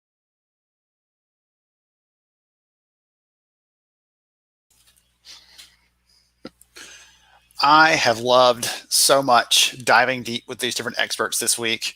Some of them in talent acquisition, some of them in learning, some of them in this core HR, some of them inspiring us broadly. And it's been so much fun to do that. And we're going to keep that trend up. Don't you worry. So this next conversation, it's going to be a fireside chat. It's going to have a discussion with Giselle and Amy about the future of work. We're going to talk about performance at work. We're talking measuring performance of your people. Yes, actually trying to understand and measure that. Someone was saying in the chat a minute ago during JD's session, like, how do we get more training dollars? How do we prevent people from cutting the training budget? And one of the ways we do that is by proving the value, proving the performance, proving the impact. So I'm going to talk to Giselle and Amy about that and a lot of other things in our conversation. Let's dive in.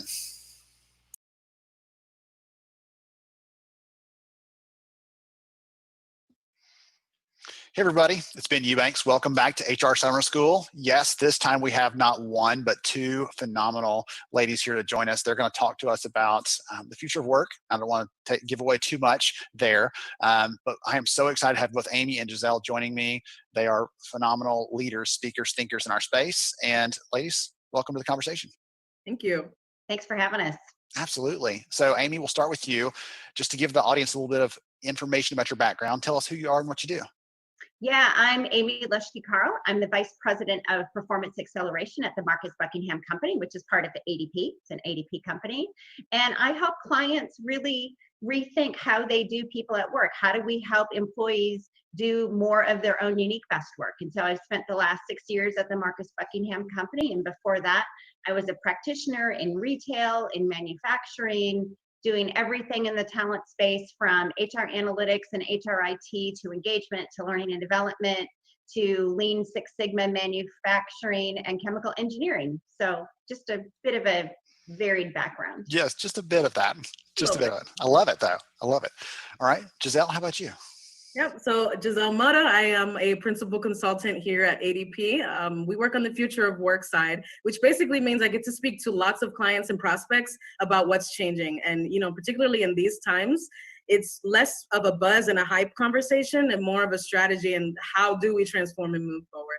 So prior to joining ADP, I was with PwC and I had my own AI consulting as well in learning and development. Awesome. I didn't know about your background in learning development. Yeah. That's awesome. We're more connected than I even knew.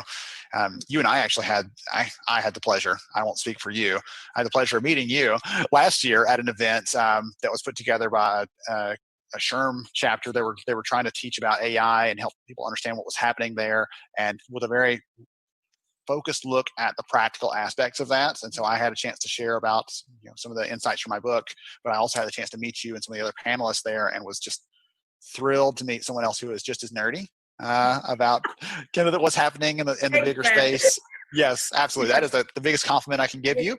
And so that was fun. And you just mentioned a minute ago, looking at the future of work, but now it's very practical. And I'd like you to talk about that, if you don't mind, just kind of kicking it off a little bit. Like, everybody's been talking about the future, what work's going to look like, more agility, and suddenly it's here. Yes, so this here is called disruption. And so nothing has changed. I mean, we have been talking about the Industrial Revolution and changes that have been happening to the way people work, who is getting the work done, where work is getting done for a long time. And it seems like people like me were speaking about all these concepts, and some people in HR were kind of like, didn't know how to quite take it at the moment. However, now they're leaning in, because now it's a matter of maintaining competitive advantage and dealing with the current crisis and the disruption that there is. So now we're thinking in terms of, how do we use artificial intelligence to get smarter and use data even related to the current crisis to manage our workforce? And how do we forecast our workforce with analytics? And how do we perhaps automate certain tasks? Because now we just don't have enough people to do certain things in certain roles anymore, or there is an abundance of certain people, but maybe we need to reskill them and put them to do something else. So now all these topics about agility, et cetera, and engaging your workforce, they're moving from the hype to, we need it. Need it right away. Absolutely. Absolutely. I know, Amy, you were saying like your focus is around, I don't make sure I get this right, like around performance, right? That's one of the things you consult with, probably based on the background of the company you're at. I would imagine a lot of companies now are like, wait a minute, how do we know if people are actually performing?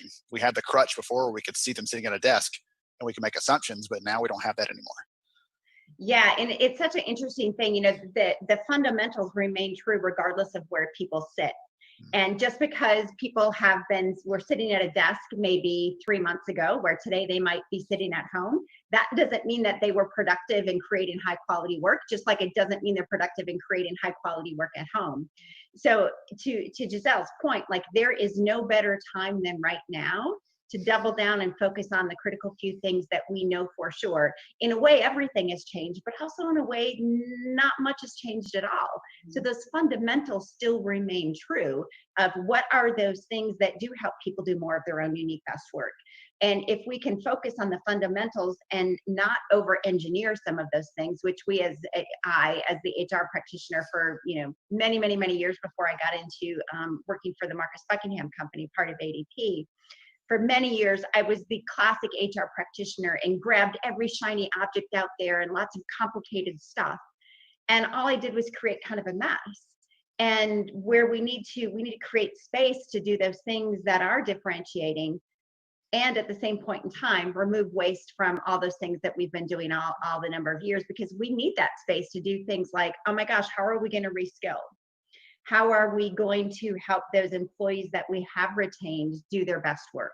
How are we going to help them navigate through all of this uncertainty that is not going to go away anytime soon?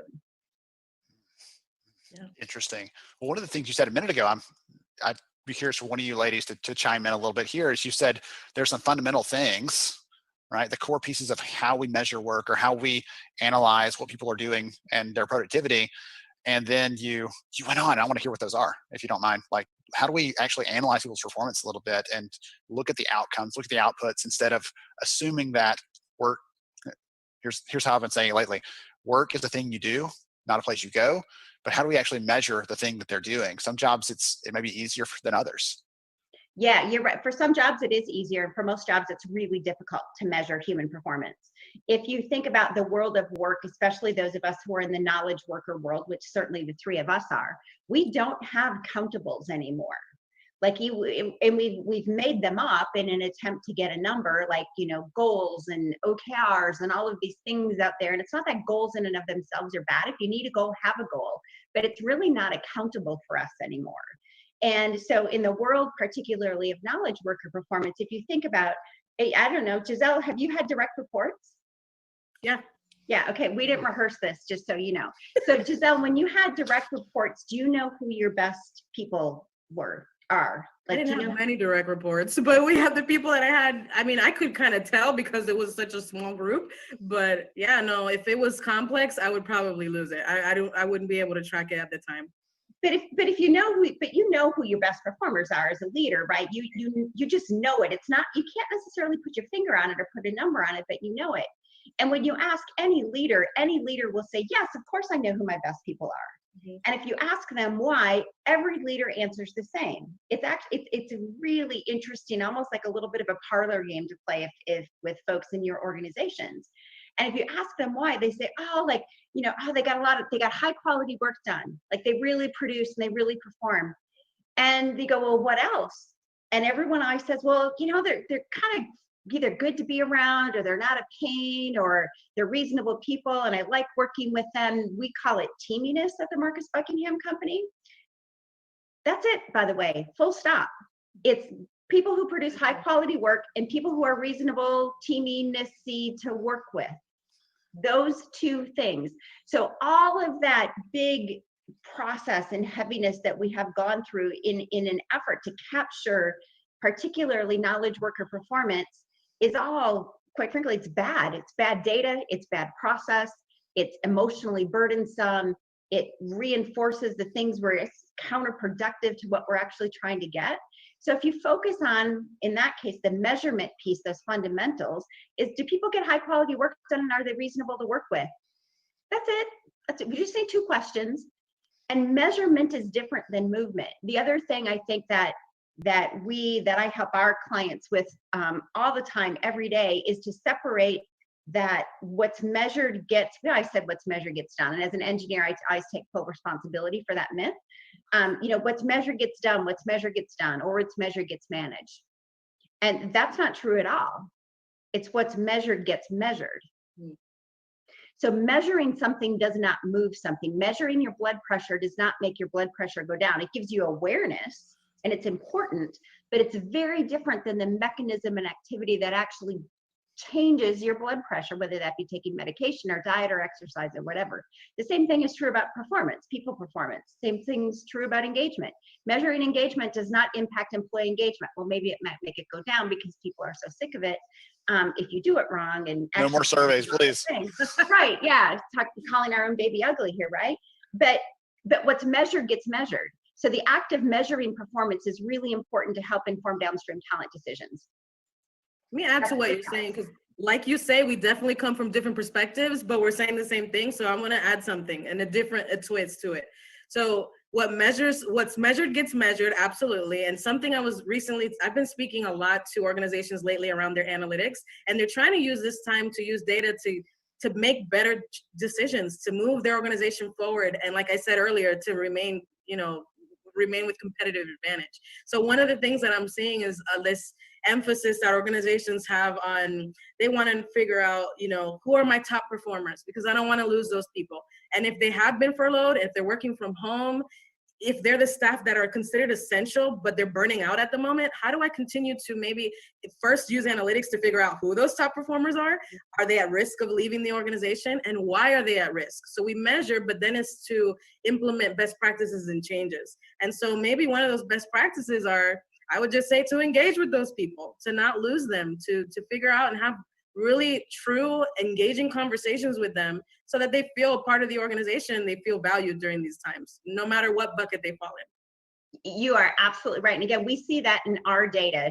So if you take the measurement of performance thing and you put it in a box and you put it off to the side, we've talked a little bit about that. Great. That audience even is different. If you talk about the movement piece, like how do we get better performance? How do we move the needle on engagement? You're exactly right. And what we see in the data is that the secret sauce to that is actually not so secret after all. The secret sauce to moving the needle on engagement and performance is attention from your most important person to you at work or at home if you want to talk about it at home. But we're talking about work, and that person is typically your leader or leaders. So your manager or managers, because most of us don't work on just a single team. We work dynamically, often on many teams. So the mechanism that moves the needle on engagement, that moves the needle on performance, is really frequent attention from your most important person, from your team leader. And that frequency that we know from the data, in fact, it's what ADP does, what Giselle and I experience every single week. The frequency, the magic frequency is every week. So it's really frequent, light touch attention in the context of your real work. So not manufactured, not coerced, but super frequent attention from your team leader. And it looks like and sounds like, hey, what are your priorities this week and how can I help? That's it. It's not some big, long conversation around the 27 things that you do wrong that you'll never change, by the way. It's not that. It's, I see you. Giselle and I had a great conversation about inclusion the other day that kind of wove into the same type of conversation. And when you have that conversation through the lens of, I see you for the best of you, we call that strengths. Oh, you mean you're committed to helping me be more of the best of me, team leader? Yeah, that's why I'm here. I'm here to help you do more of your own unique best work, first and foremost. That's a game changer in an organization. Yeah. I'd say all leaders, I'm having a hard time even trying to picture a world where all leaders were like that. Yeah. Right? We know there's a certain subset of leaders that are like that. How can you help those? Because all of us right now, and you can take a second yourself out there listening to this and watching this, take a second and picture one of the leaders in your company that might need a little bit of this love, a little bit of support. How can we help those leaders they're like, hey, I'd like to get better at this, but I'm not sure what to do? Like, is it telling them you need to check in once a week? Is it prescribing some certain way of doing that? Is it put this on your calendar until it becomes a habit and it's something that you do naturally? What's the best way to encourage someone to do that? So here's what's some interesting learnings over the past 6 years of systematizing this work with real clients across the world, little clients, big clients, every single vertical, is one, most of us are not like the world's greatest team leaders. You know, I've seen data that says 20% of people are great team leaders or naturally great team leaders. I think it's more like 3% of people are great team leaders. But one thing that we know for sure is that without help, most people won't have that even simple light touch conversation. Again, we see it really clearly in our data that without some sort of a reminder, which thank goodness for that we live in an age of technology, because that gives us that mechanism to be able to do that, that without a reminder, it's not going to happen. The other thing is that if we don't keep it super light touch, so if you manufacture it into this big complicated conversation with a big rubric and a metric and a process and a form, nobody's going to do that. Because the last thing I don't even want to talk to my people in the first place. It's a little extreme. But think about the team leadery thing, what we've all been taught. So it's got to be light touch in the context of work, and we have to have constant nudges or constant reminders. And anybody, by the way, can do that. Anybody can have even the world's, I'm not going to say the worst team leaders, but the people who like really don't want to be team leaders, which again, most of us became team leaders because we want more money and a job title. That's kind of pretty much most of us. And it's true when you ask people, by the way, and they're not on camera or being recorded, they typically go, oh yeah, like that's the only reason I really became a team leader. So Stuck around long enough, they had nowhere else to put me. Right? I mean, how do we help them? All you need to do is go to your people and say, what's the most important work you need to get done this week and how can I help? And if you really want to make that a powerful conversation, throw in that, and how are you feeling? And if you can do that through the lens of strengths, through I see you for the best of you, that's like the accelerator, that's the amplifier. And you just do that every single week. It's like a metronome. What happens when organizations get a critical mass of their team leaders doing that very simple thing, not complicated, not overly coachy thing, when they do that, we can see engagement go up anywhere between 1.5 and 3 times in a matter of about a quarter, not years. This is not a year-long thing or a years-long thing. It's more like a 3 to 4 month thing. It's like a light switch. You switch on the attention and engagement goes up. You turn off attention and engagement goes down. It's that simple. So attention, so what you're telling me, what I'm just hearing you saying, because in my world, I'm like, okay, engagement is good and the switch is going on, but I'm also thinking about what does that matter to the business, right? Why wouldn't business even care to engage with their people and for that switch to go on? Yeah, well, because of the outcomes, right? I mean, the business, thank you for that question. And because of business outcomes, I mean, what are we really trying to do? Well, we're trying to do things like increase sales, increase quality, reduce shrinkage in a retail organization, which is, the amount of stuff that walks out the store that hasn't gotten paid for, reduce safety incidents, reduce likelihood to sue. And again, the data is incredibly compelling and has been around for decades. We just didn't quite understand how do you systematize it and what the mechanics of that are. The other thing that's a super interesting place where we are just as a world of business is that, I'm old enough to remember the day and be on the team that implemented a long time ago, a global ERP system, very early on in that world. And it was a differentiator in the organization, right? I mean, nobody had it. Like, we are managing parts and supplies across an entire global organization. It was a big deal. Everybody's got that now. That's no longer a differentiator. It used to be things like, I'm a Lean Six Sigma person. It used to be that Lean and Six Sigma and removing waste from our processes and doing just in time was a real differentiator. Nobody was doing that work, or in the very early days of that work. And now we've all done it. It's not that there's not room for that, there is. So there's not a whole lot left from a differentiation, a business differentiation perspective when we're talking about technology, because technology is more of a commodity than it's ever been. I'm not saying there's not differentiation there is, but it's also pretty darn easy to get. And if you don't have it, you're kind of not in business. The process pieces, we've done a whole lot around process, which means we've really only got one big chunk left that differentiates our organizations. And that's us. Yeah. And if organizations can't figure out, how do I tap into all of that potential that is there, all of that intellectual innovativeness, all of that that passion, that engagement, the strengths, the love for what we do in our communities and giving back, all of those things, if we can't figure out how to tap into that, no matter where you are in an organizational hierarchy, you might survive, but you're not going to thrive as an organization. We've got to figure that out. And we know how to do that because we see it in the data. It's not a we think, it's a we know. Mm-hmm. So Giselle, I want to pitch a question to you, if you don't mind me throwing out of left field here. One of the things that we just talked about was how we develop this in these leaders, right? Whether they know they need it or not, they need it. And how do we develop them? And you surprised me earlier. I'm so excited that you're connected into the L&D, like you have that background a little bit. One of the things that I'm talking to more companies about is the need to reskill some of their people, to think about, hey, you know what, again, now the future's here. We need to think about those skills that you and I and probably Amy too have been shouting about, like, these things matter for the last year or two, and people have been like, yeah, maybe eventually those things will matter, and suddenly they do. Will you talk about some of those reskilling kind of conversations that you're seeing, hearing companies have, and what sort of skills really matter today? Absolutely. One of the things that I think for the individuals listening to us on this call, one thing I'll say off the bat, even if you've been displaced out of your role, out of your job, and you're looking for something else, this is such an ideal moment to reinvent yourself. And to everything that Amy was saying, it not only should organizations start looking at, their diversity and inclusion efforts, but you yourself as an individual start to look at what do you bring to the table? How can you think outside of the box? How can you become more agile? How can you lean into your strengths to leverage those to really express your value and bring that value into your next role? So I'll put a little bit of the onus of learning and development on the individual that's listening, right? I share this a lot. I have dyslexic tendencies. I am a minority, as you can see. I'm a Latina. I am a woman of color. I'm a woman. So you're seeing all these, different things, but I leverage those things about myself to bring different perspective into my role and in my impact.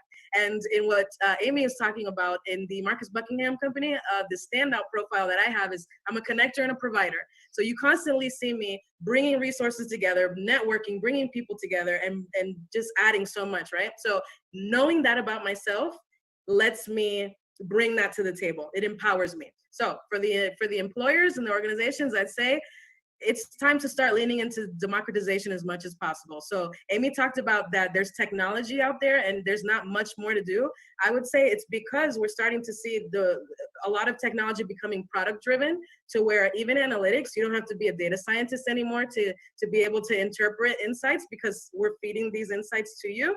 Data scientists are starting to create products where the regular HR user can benefit. AI is starting to bring out insights and information and smarter processes where you didn't even have to figure it out yourself. Like, we're bringing all these things together. low code is replacing the type of programming that you needed to learn and the coding that you needed to learn before, because now it's more of like a drag and drop situation that you can train yourself in and learn quickly. So I would say learning and development has to be more about what are the business needs, what are we trying to accomplish, and be agile enough and small enough to serve it in micro bites to people. So it's a combination of knowing what your business goals are, having the technology that kind of automates these things as well, and just giving your people what they need when they need it. I love that. And that is a really great way, I think, to wrap it up, because that connects with the things Amy was saying a minute ago. All right, let's connect this engagement idea. Engagement's not the outcome we're trying to get to, and learning development, that's a lot of research shows that's one of the things that really drives people to be excited, not just about doing the work they're doing today, but being able to leverage their strengths and being able to develop and grow further, being able to be worth more to the company tomorrow than they are today. That's a powerful motivator for people. And engagement's not the outcome we're shooting for. We're shooting for revenue and retention and safety and all those other good things that matter to your leadership team, right? And they should matter to the HR team once we figure out how to translate that for the rest of us and help us understand how to have those conversations. Oh gosh, I was over here taking notes, and I've got so much good stuff from this conversation. If someone wants to connect with you ladies, learn more about the work that you're doing, what's the best way to do that? You can find me on social media. I'm on LinkedIn, Twitter, etc. So you can find me there. And I do a lot of speaking and things like that. So does Amy. You got to check her things out. So you can definitely just kind of do a search and connect with me that way. Okay. Awesome. Good deal. Yeah, same thing. LinkedIn is probably the best way to get in touch with me from a one-on-one perspective. And like Giselle, I do a lot of speaking and writing and share a lot of stories of the real world and what's happening out there with clients and organizations. Do some of not necessarily now practices, but what do those next practices look like? And they're lucky enough to work with lots of organizations who have already kind of gone to that place of future of work. Awesome. Wonderful. Thank you to both of you for joining us. This has been really phenomenal. I've enjoyed it thoroughly. Thank you, Ben. Thanks, Ben. Absolutely. To everybody else, stay tuned for more HR Summer School coming right up.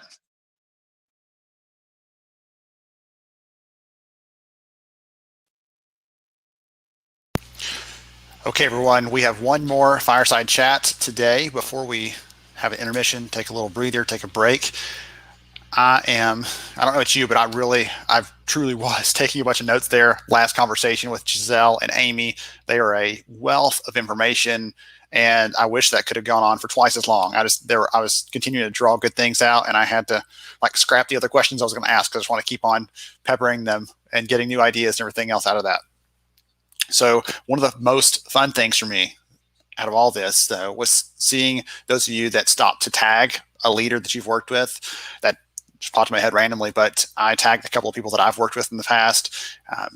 One of them was Christine. Christine is the one that was my first real HR leader that taught me that it's about serving people, about loving people. If you saw the session yesterday with Steve Brown, you know what I'm talking about there. What she taught me that very early in my career, and it became a core part of who I was going forward and how I practiced this profession. So Christine Veldner, doubt you're watching this, you're dealing with kids, everything else, other stuff, but I just want to give you the shout out for being who you are and for doing what you do. I love you and appreciate you. Okay. We're also going to hear more about this kind of stuff, this kind of conversation about creating that legacy after the break with Renee Robeson. I keep saying, don't miss that, because I don't want you to miss that. It's really good. But first, our last fireside chat here, Brian Gallagher. Brian Gallagher was actually the first one to reach out to me about supporting HR Summer School as a sponsor, and I really appreciate it about him. He just joined the club that I'm in, the Dad of Four club, 4 kids. I just had one in the last few weeks, so make sure in the chat you give him a congratulations, give him a shout out. Thank him for sponsoring, but also give him a shout out for the new baby. We're going to talk about employee engagement. We're going to talk about how to care about your employees during the high points and the low points. It's a really I'm trying to think of the right word there. Like tender is the first word that pops in my head. Like it's a kind, heartwarming, heartfelt kind of conversation. So I hope you enjoy it.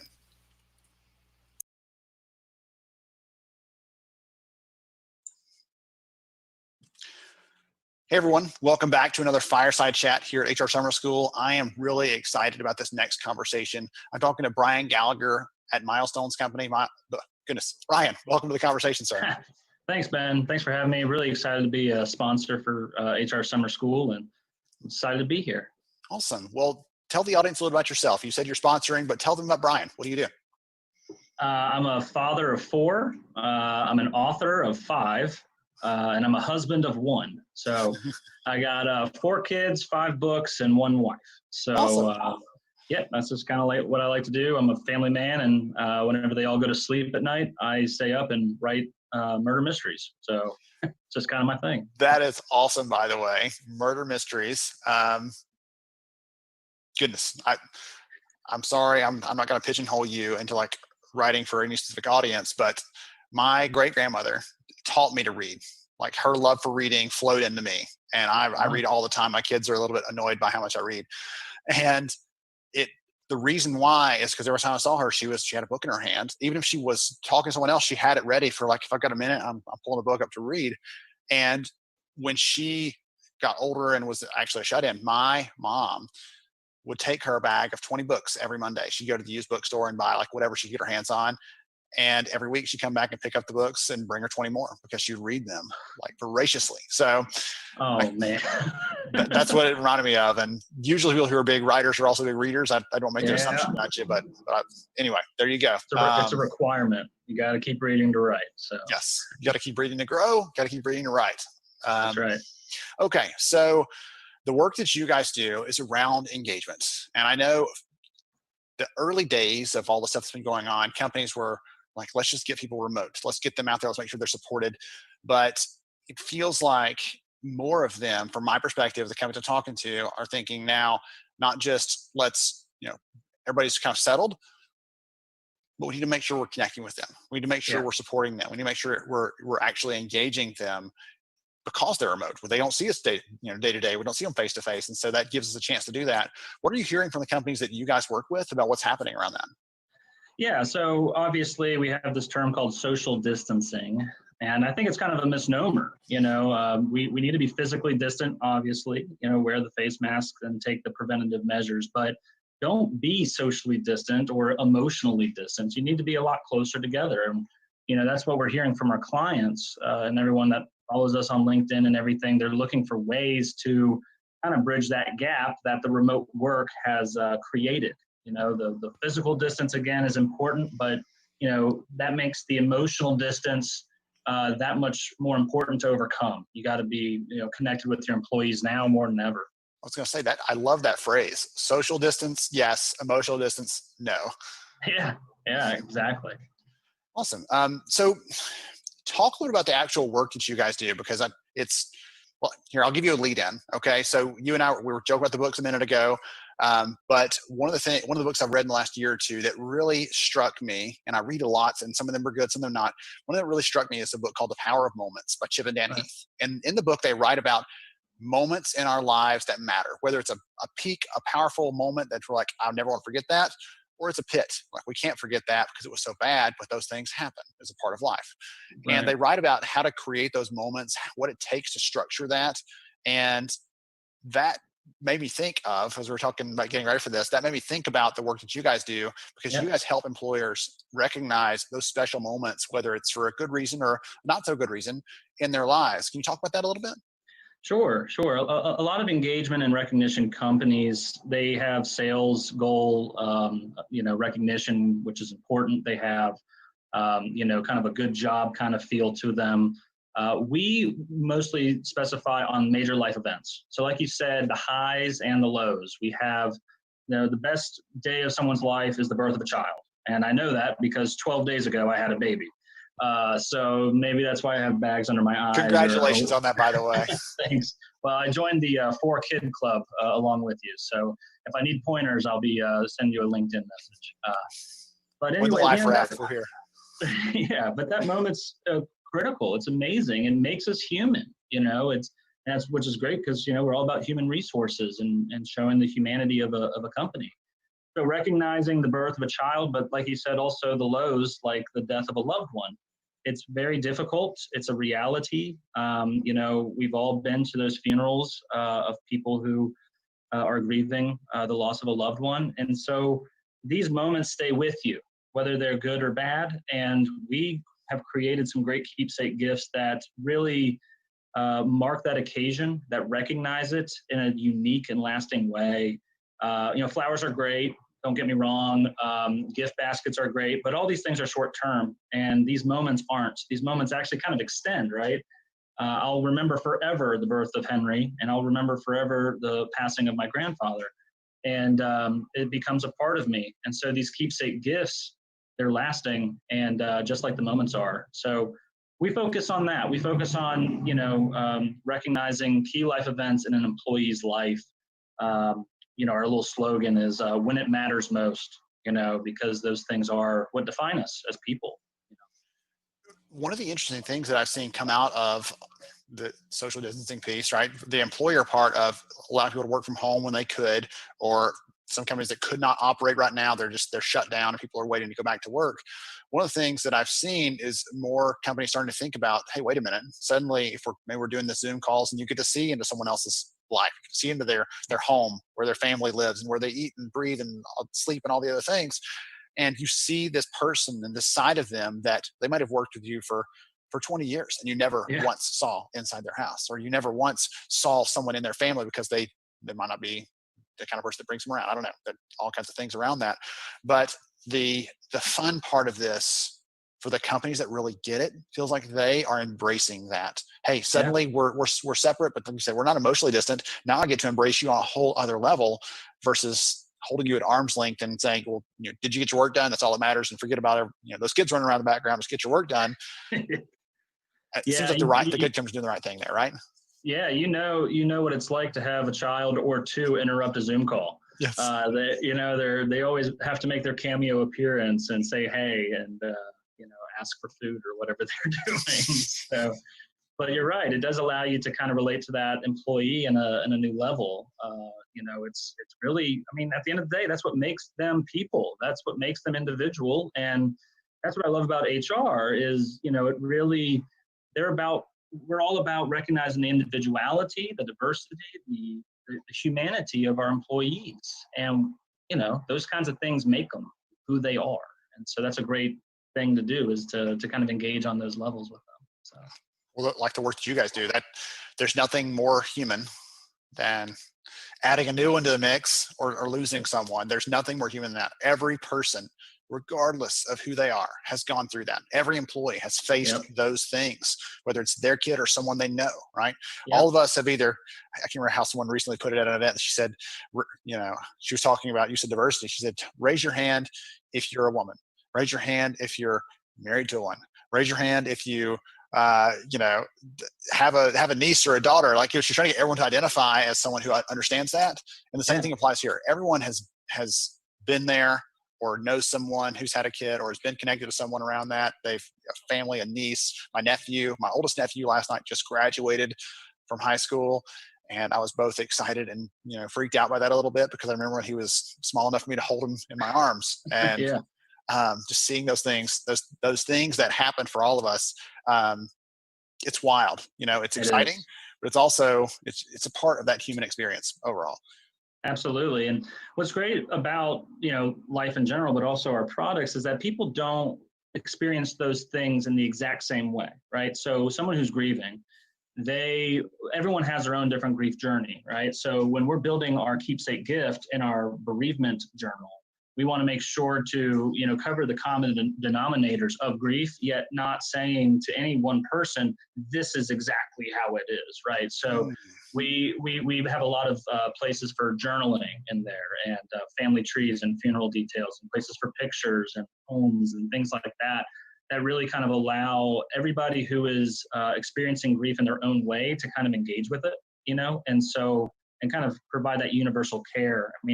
It's a non-religious offering, but provides that universal comfort to everybody. And so we've had great success with it. People love this thing. I haven't thought about that until you just mentioned it, but we all celebrate in different ways, and that's perfectly fine, right? Someone celebrates a certain way. You're like, hey, good for you. But we all expect everyone to grieve in the same way. And that's not the same. I can tell you, my wife and I are radically different on opposite sides of that spectrum. And even I'm seeing my kids, as things happen around us, that they have a different approach to that. One of my twins, right, who should be the most alike of any two humans on the planet, one of them, something happens and she makes jokes about it and kind of, laughs it off. and later on it affects her. But the Yeah. other one, right in the moment, like instant tears, and they We see it all the time. That's amazing. It is, and especially the holidays, right? When you're going through the holidays, and it's like your loss might have happened 9 months ago, and everyone's expecting you to be over it. Let's say I lost my grandfather on June 23rd. Well, guess what I'm doing the next year on June 23rd? I'm thinking of him. Yes. But no one else is thinking about that because the funeral's already gone, the flowers have already wilted, and people have passed on or continued on with their lives. But that grieving really stays with you. And, we've all experienced it to know that. So loneliness during the holidays is a big thing, as well as those anniversaries. And so that's why we felt the need to create a lasting keepsake, because grief is lasting. It's a journey. And so it's actually right here over my shoulder right here.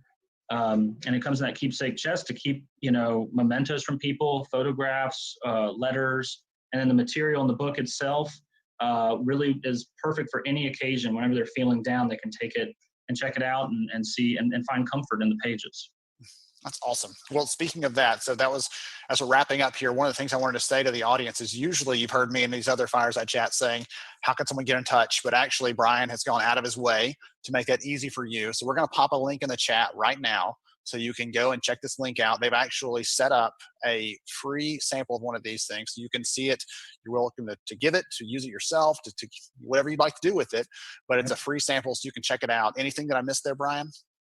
Yeah, I don't think I've even said the name of the product. The sympathy keepsake is called Beyond This Day. And the birth congratulations keepsake is called Small Wonders. And so when you go to milestonescompany.com/HR Summer School, again, check it out in the chat, you'll have this exclusive offer of a free sample. You can get 1, 2, or, you can have one copy of each or one or the other, depending upon your needs as a company. And then you'll get it in the mail. It'll be customized with your company's logo on it, like all of our gifts are. And so they'll know that it comes from you. And you can pass it around, see if it's a good fit for your office and a good fit for your team. Absolutely. I love that. We talked about being a human through all this, and that's the most human version of all this, is giving them a chance to put their hands on it. So I love that. Oh, yeah. Brian, I really appreciate you, the team, for supporting HR Summer School, but you for spending some time with me today. Especially, you need a nap probably more than anything else as a new dad. I know that feeling all too well. And all the other parents out there, make sure you give him a congrats right now in the chat if you haven't already for the new baby, because that's awesome. Such a wonderful occasion and a great memory, as we talked about here. Thank you for joining me. This has been really great. Thanks, Ben. I really appreciate everything, and good luck with the rest of HR Summer School. Thank you as well. Absolutely. To everybody else, thank you for joining us for this conversation. Stay tuned for more HR Summer School coming right up.